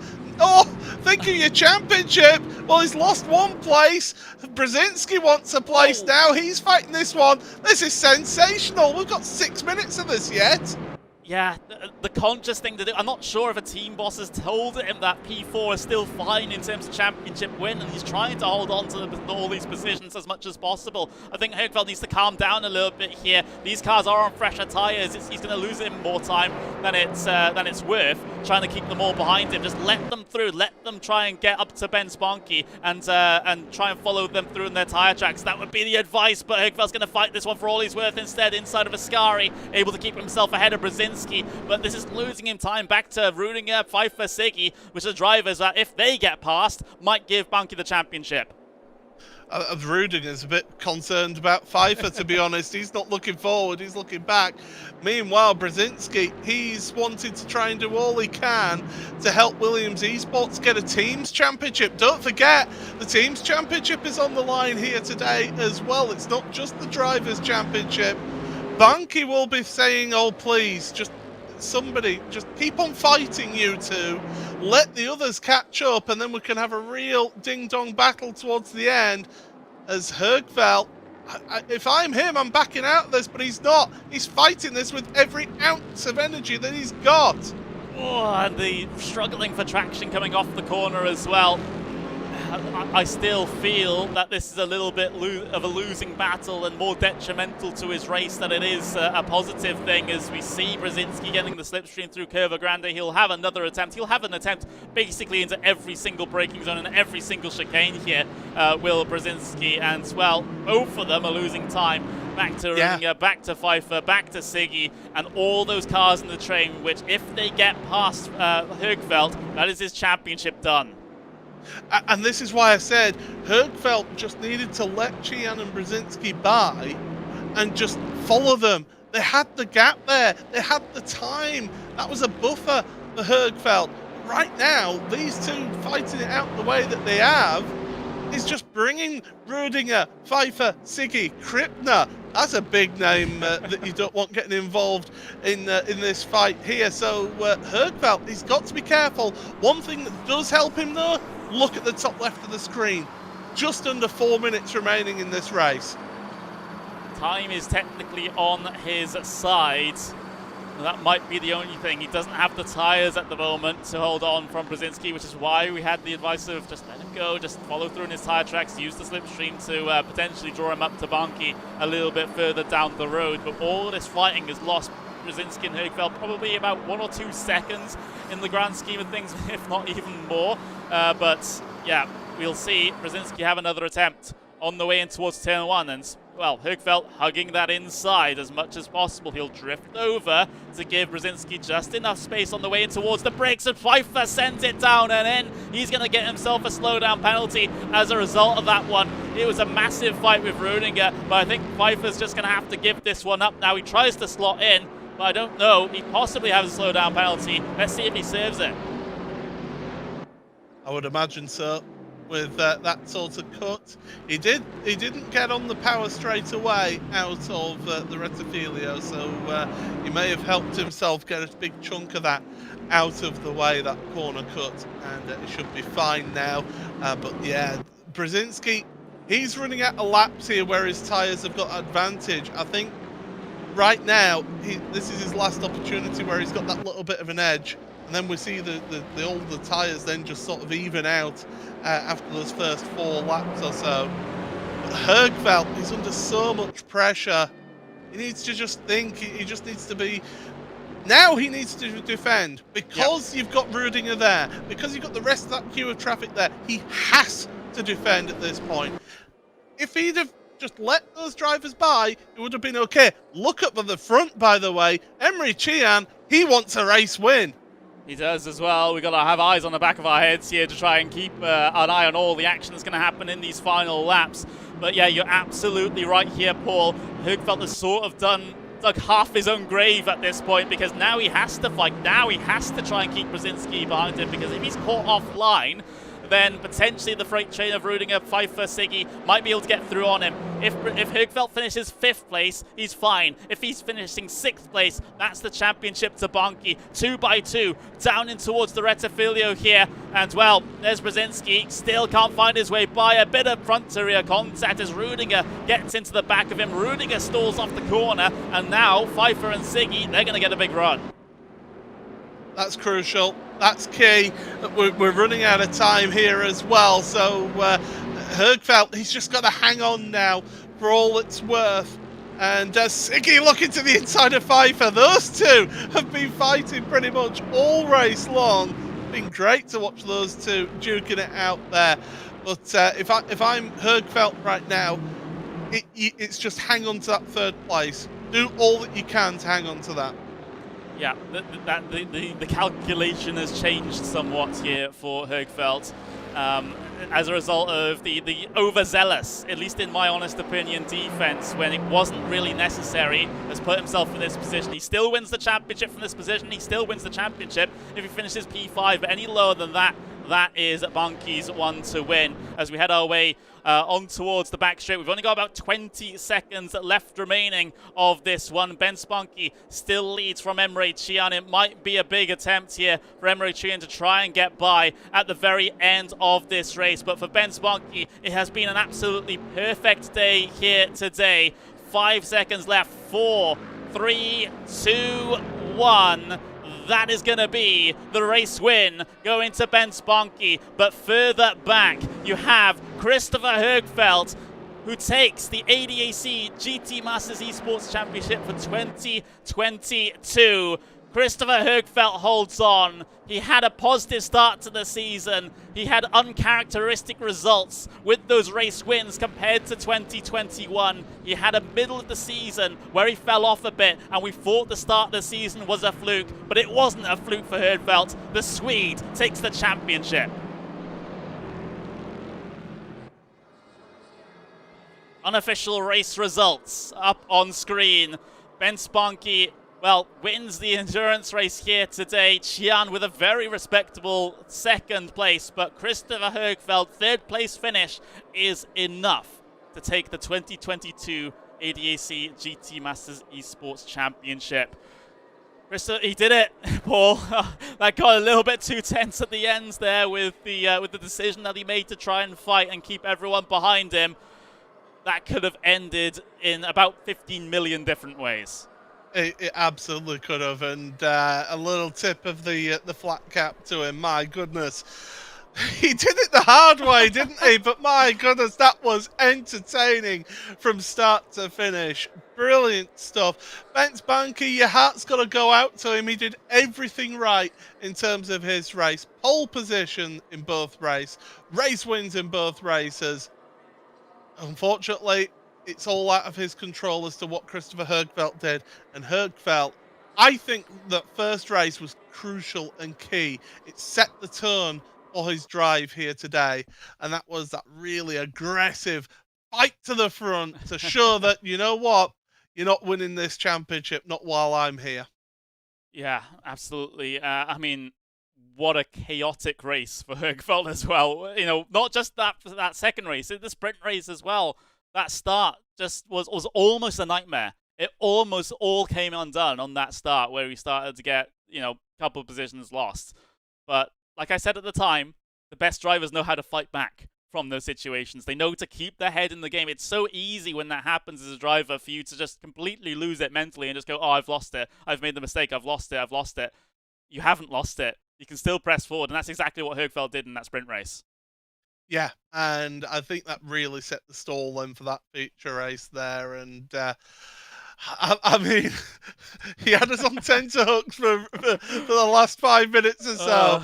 That was, I mean, great strategy though from Qian and from Brzezinski though to go long, pit with 10 minutes to go, and because the others have been fighting so much, get themselves into that gap for the front three positions and just push forward from that point. Great stuff from them. Emre Qian, if he'd have had another lap there, I think he could have possibly won that race, you know. I really do think so. But Högfeldt, I mean, he's the man of the moment. Brilliant champions drive here today. Yeah, I think so too. That was... it gave us a heart attack at multiple occasions, let's just say that. But a very, very well-deserved champion. Like I said in his you know, once he came across the line to win, we had that middle portion of the season where we thought, oh, he's only getting like 8th to 15th places. You know, were those first couple of races just a fluke for him? And I'm glad that it wasn't, because, you know, it gave us that fantastic fight at the end there. He had a bit of a resurgence, of course, at Silverstone, and then has gone and done this at Monza. Doesn't take any of the race wins, but does enough to be able to get clear by the margin in terms of points. Yeah, absolutely, and yeah, it's right to say that those middle couple of rounds of the championship were a little bit of a rough patch at Zandvoort and at the Nürburgring. It looked like the wheels were coming off the wagon there at those two events, but then brilliant drive last week at Silverstone, and he really showed himself how to do that. Of course, we're going to be keeping an eye on any sort of stewards' decisions, things like that, just before we get any finalised results. Those, of course, were provisional results. But if things stand as they are right now, Högfeldt has 365 points, Banki 358 points here today. Yeah, and of course we will say this is provisional, of course, because Yeah. you know there might be some things that the stewards might have spotted that we didn't, for example, that might be under investigation. So, of course, this isn't final. I called it like it was, just for the highlight clips mostly.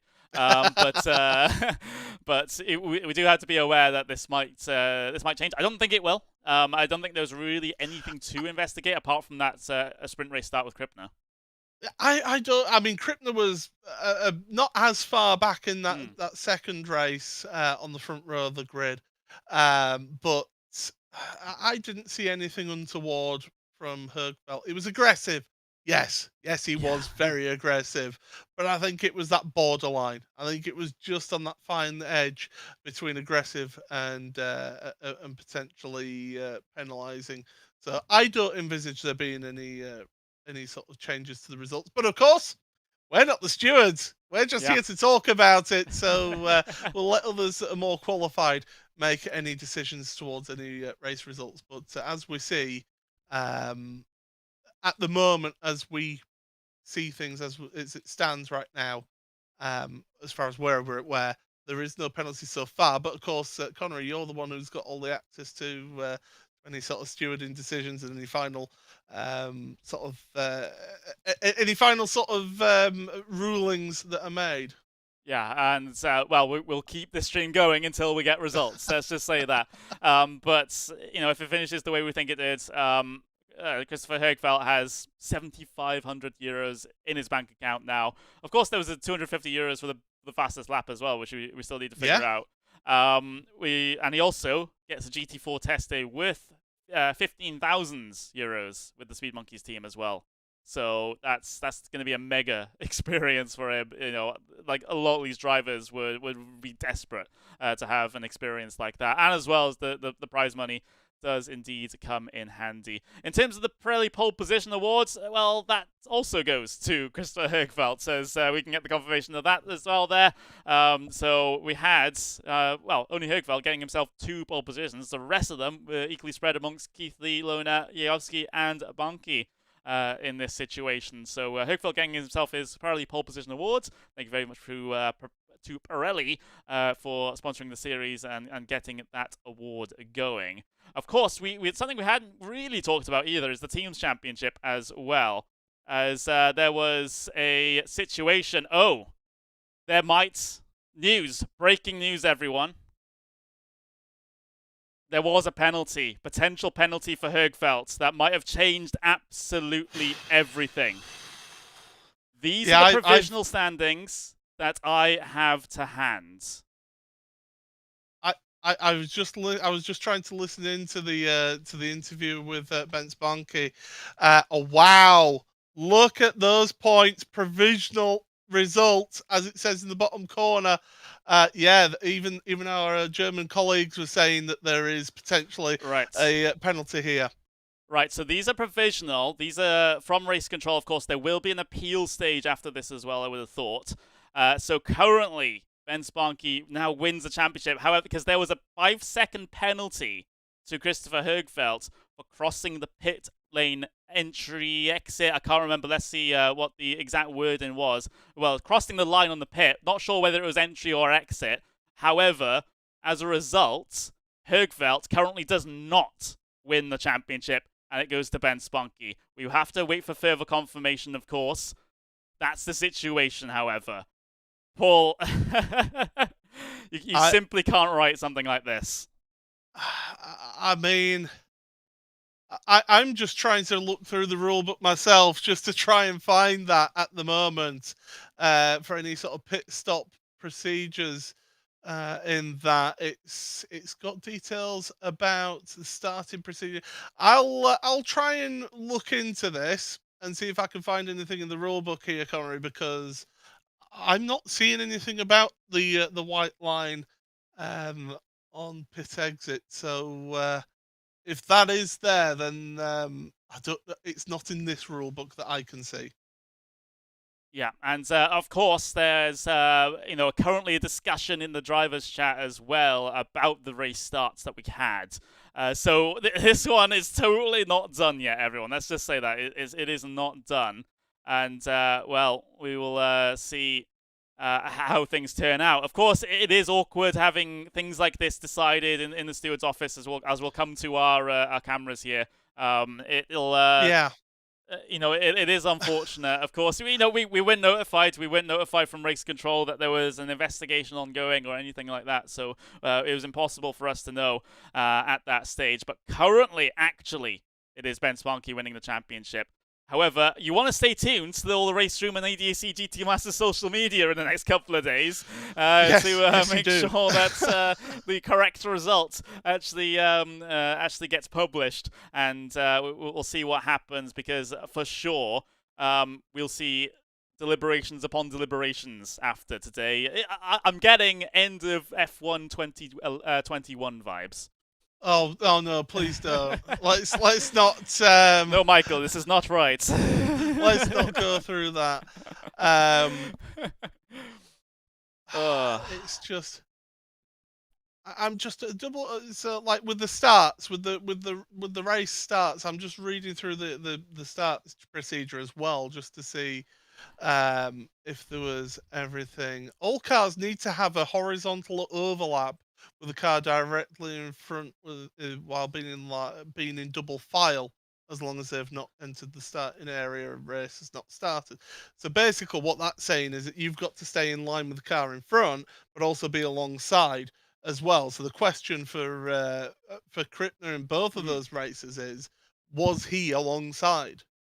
Was he alongside enough to be classed as being sharing the front row? Because both of those race starters, he was behind. He was behind the pole position sitter.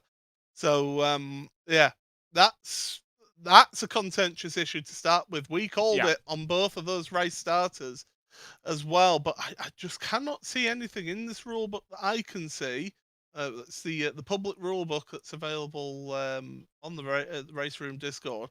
I don't see anything in here specifically about the white line on pit entry or pit exit. Yeah, and so that will be one of the topics for a potential appeal. I'm having a look to try and see whether because obviously with the replay system in RaceRoom, we can't quite see the pit exit and things like that. It could potentially come under violations of track boundaries, because there is one in the definition of an instance. One of them is violations of track boundaries. So whether they have said, oh, here we go. Right, joining or rejoining joining in from the pit lane exit. Drivers can cross the white line whilst entering the pit lanes. Must make sure that there is no contact made with other drivers or others are affected. Bence, with what happened last week.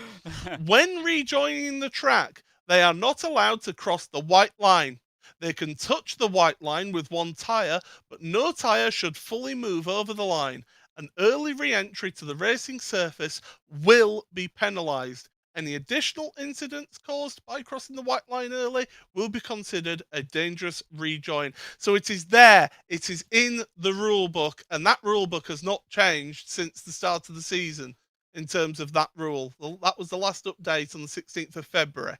Yeah, so absolutely. It's there. The reason why I'm looking down here is I'm trying to look back on the VODs, because we might be able to see Christopher Högfeldt coming across the pit boxes right now. So I've done this in kind of a weird way. I've loaded up the YouTube video, but inside of my production software. So this will this will be it. So this is the replay of Christopher Högfeldt's pit stop here. And we'll get the YouTube buffering. Of course, we get the YouTube buffering. So that was him coming into his pit box. I was wondering if we actually were able to see him coming off for the pit lane and to see where exactly on that white line we were able to see him come across. So he's actively on pit lane now. This is us talking about Banki, potentially how much of a gap he might get coming off of this with the esports cars and fresher tires and things like that.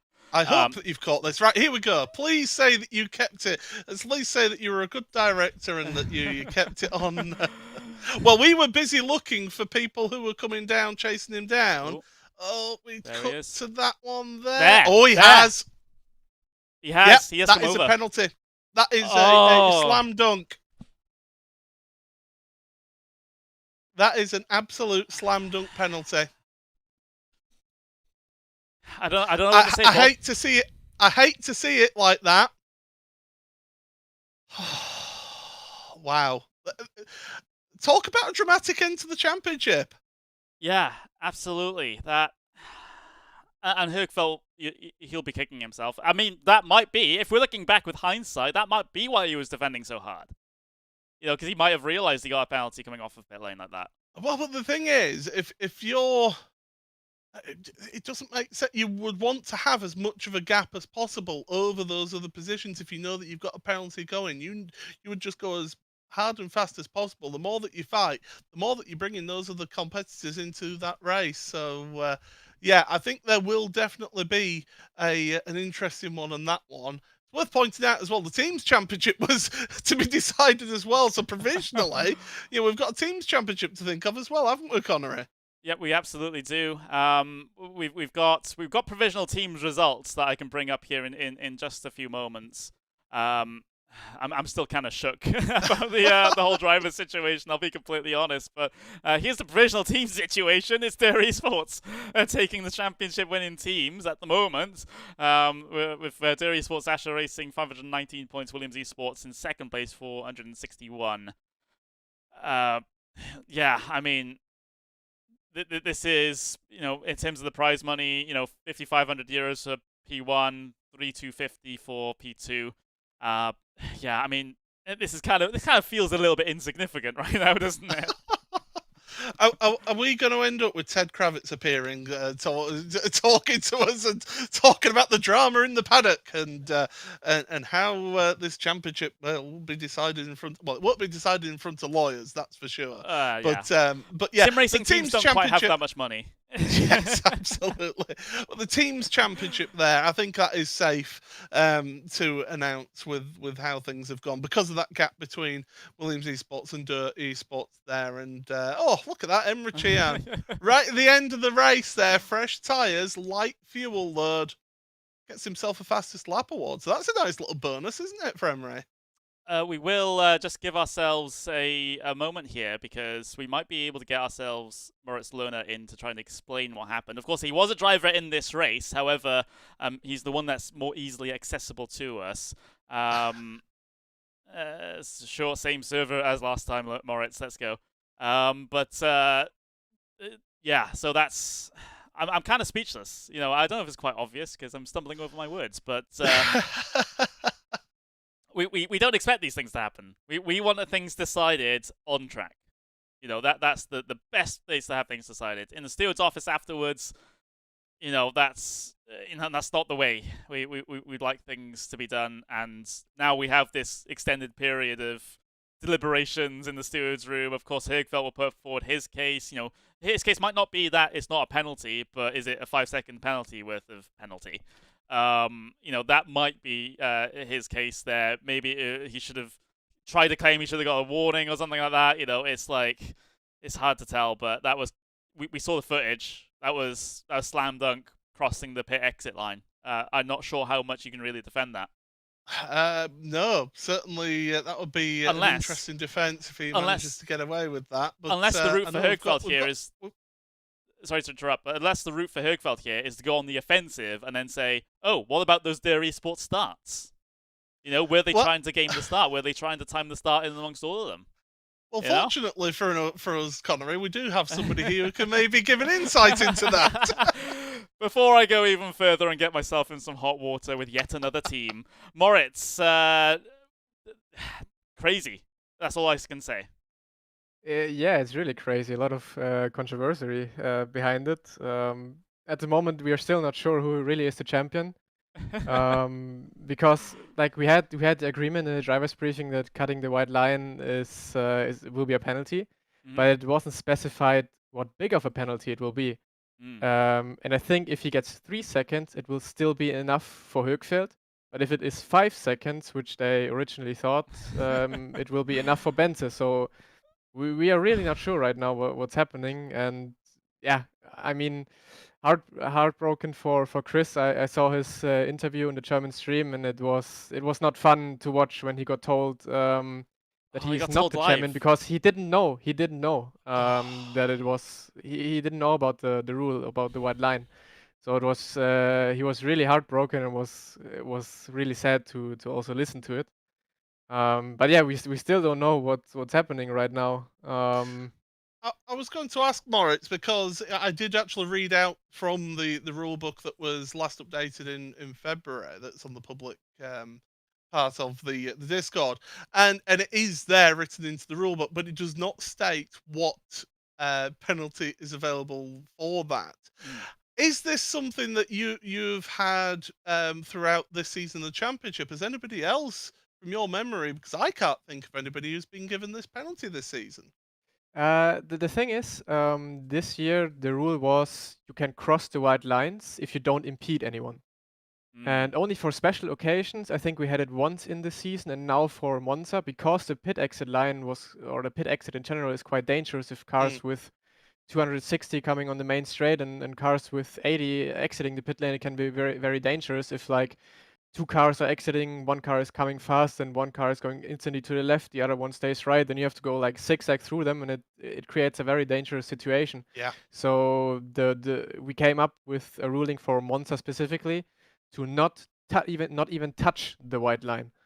So that was the reason for it. And yeah, unfortunately, Chris, he said because he was really panicking. He was really nervous before the race. He was panicking of recording qualifying, so he could potentially also report something in qualifying because we don't have a replay of qualifying. So he was like running around his room to try something and find something how you can record his qualifying. And I think at that point he missed the new rule about not cutting the white line.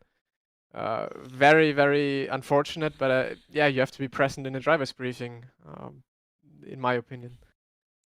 Yeah, if the result stands as it is, it's a tragic way to lose the championship for Högfeldt. I mean, you're part of the same team as Banki, Moritz. So how's Banki feeling at the moment? He's confused because I think he and Högfeldt is talking to talking to the stewards right now, and they come up with a new idea every second. So he's very confused. But at first he was very relieved. He cried, some joy tears. He was very relieved because this season was like not easy at all, and it was, I think, he knows, or he thinks it will be his only shot at the championship win for him. He was always really close, always a top driver or like a midfield driver, and then in the end be somewhere around the top 5 in the championship. And now he's in the fight to win the biggest championship on RaceRoom. And it means so much to him. That's why we all work towards that. Like from round 2 on, Watkins, we gave him draft that he gets the best qualifying position possible, and we did it throughout the season to push him forward because we knew Bence is going to be the guy, yeah, who might win the championship out of all of us. Yeah, it was tricky, even though I came close in the end with almost a P3, and then if maybe the first few rounds didn't get that bad, I would have also maybe have a shot. But yeah, he was the guy in our team that we had to push towards the championship. Yeah, that was the that was the situation. Someone's seeing if we can see the footage again. We were able to see it. I've closed that source apparently, so it took me about 5 minutes to try and find it. So unfortunately, that's not going to happen again. But at least from our perspective, the fact that it was clearly across the pit lane. It wasn't like this sort of, oh, he's got 2 wheels on it or anything. It was clearly moving across before the pit line had finished. So, it's a slam dunk infringement. However, like you said, Moritz, the exact punishment wasn't set in stone, was it? So that's the debate they're having right now. I think, well, I guess they would have to apply the penalty that would apply if you impede someone when you cross the line, because there's a penalty for it when you cross the line and you impede someone. So I guess you would get the penalty for that, but I'm not sure. The stewards just have to decide. But I think like not to put the stewards into a bad light, but I think they also get thrown away by the mood of Chris a bit. So I think they have to be really strict about it and only look at the rules and not look at like emotions from, or not let emotions get them into something. Does that remind you of anything, Paul?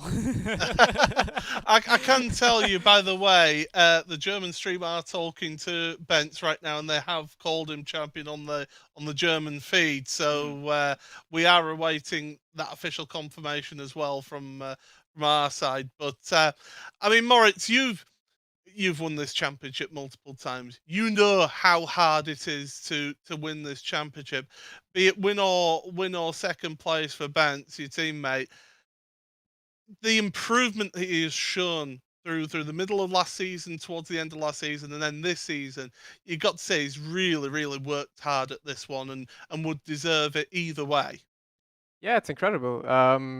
The last few years, yeah, as you said, I know how hard it is to win a championship and how much you have to do to win the championship.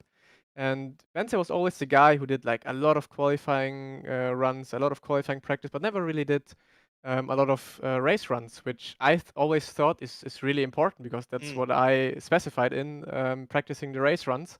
Be really good in race, and then the last few days only do quali runs to get the quali pace up there as well. And Bence was a guy who always did quali runs only, and you saw that he was, well, maybe confident in his quali pace, but when it came down to it to actually deliver the lap and also put in the laps lap after lap in the race, he was always on the back foot, always struggling to keep the pace up. And he finally this year, after the first few rounds, realized, okay, I have to do more to win a championship. I have to practice the race quite a lot, not only the qualifying. And he realized, especially for the last few rounds, when he knew he has the chance to win the championship. And that was it was great to see because I was always telling him for like 2 years, dude, you gotta do your race practice, and he was always like, nah, I'm just doing my quality runs, and yeah, he did it. He practiced like a madman for the last few rounds, and it showed. It definitely showed what a difference it can make. Yeah, and well, we'll sort of finish off the discussion here with you, Moritz. I have to ask about it, and I do apologize. What happened on those race starts? You mean Monza first race start or what? Well, the sprint race was more obvious because okay, it seems like that general. Krippner wasn't quite alongside on the front row with Banki. Yeah, well, in the first race start when we had the front row, obviously we counted down. So all of us had the perfect start. We knew when to go, and we can get a little jump on the competition behind. Yeah, first race was really tricky. I think Leo had a bit of issues to keep Högfeldt behind, and also Nico, I think.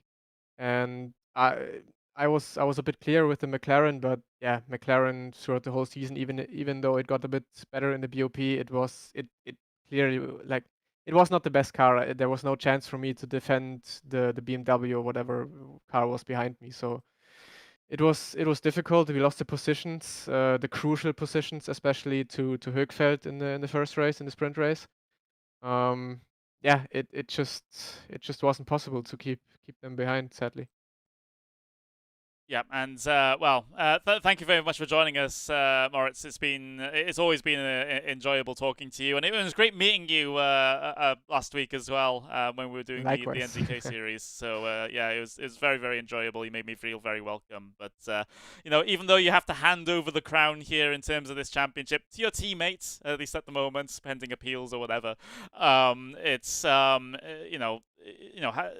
thank you very much for joining us, and we hope to see you again maybe for next season.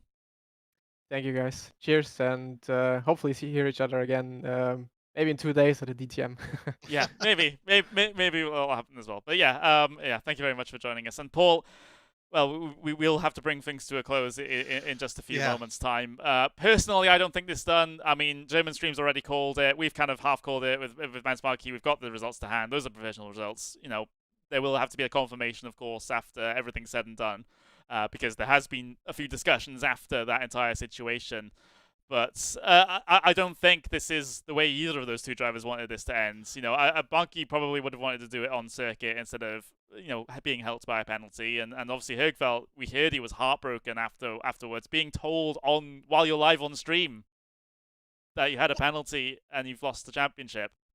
I don't know how. We've not seen it in terms of a championship, but we've seen it in the past with drivers being told live on TV that they've had to go visit the steward's office. Yeah. We've seen that situation before, but never a championship, not that I can recall. In all my time doing commentary here, or indeed watching motorsport for over 30 years. Yes, I am that old.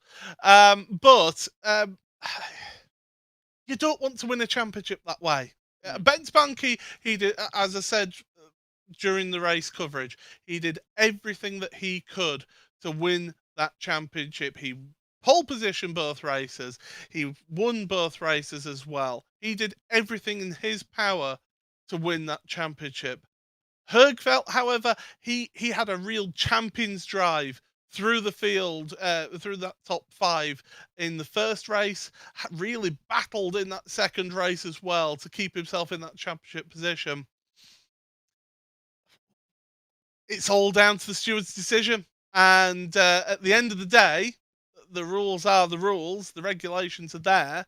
I did read out from the rule book about the white line as well. The problem with being a driver is you need to read that rule book about 3 or 4 times. 1, to know what the rules are, and 3 more times to decide how can I get around those rules. And unfortunately, it's come back to bite Christopher with what we seem to be seeing here so far provisionally. Well, that's a very good point to end on, Paul. My name's been Connery Maddock, at RaptorsCrasts on Twitter. I've had Paul Smith in the commentary booth for the entirety of the season. He's at SmilerBull on Twitter as well. Thank you very much, everyone. A part of RaceRoom, part of Traction GG, who have been able to bring us the English stream here on their YouTube page, which is always absolutely fantastic. Thank you to EnBW Mobility Plus for their primary sponsorship as well. You can see the sponsors in the bottom right-hand side of the screen as well. All those guys helping us to bring the series to you for this season. We don't like it ends this way, but sometimes it does in motorsports. Congratulations to Bence Banki. Commiserations to Högfeldt. Of course, there'll be an appeals process after this one. We'll have to wait on news for that. I think follow the GT Masters Twitter and the Traction GT Twitter, and maybe even our Twitters as well, to be able to get yourself up to date with regards to that. But for that, we have to end. This has been it for the 2022 ADAC GT Masters Esports Championship, powered by EnBW Mobility Plus. We'll see you again next time.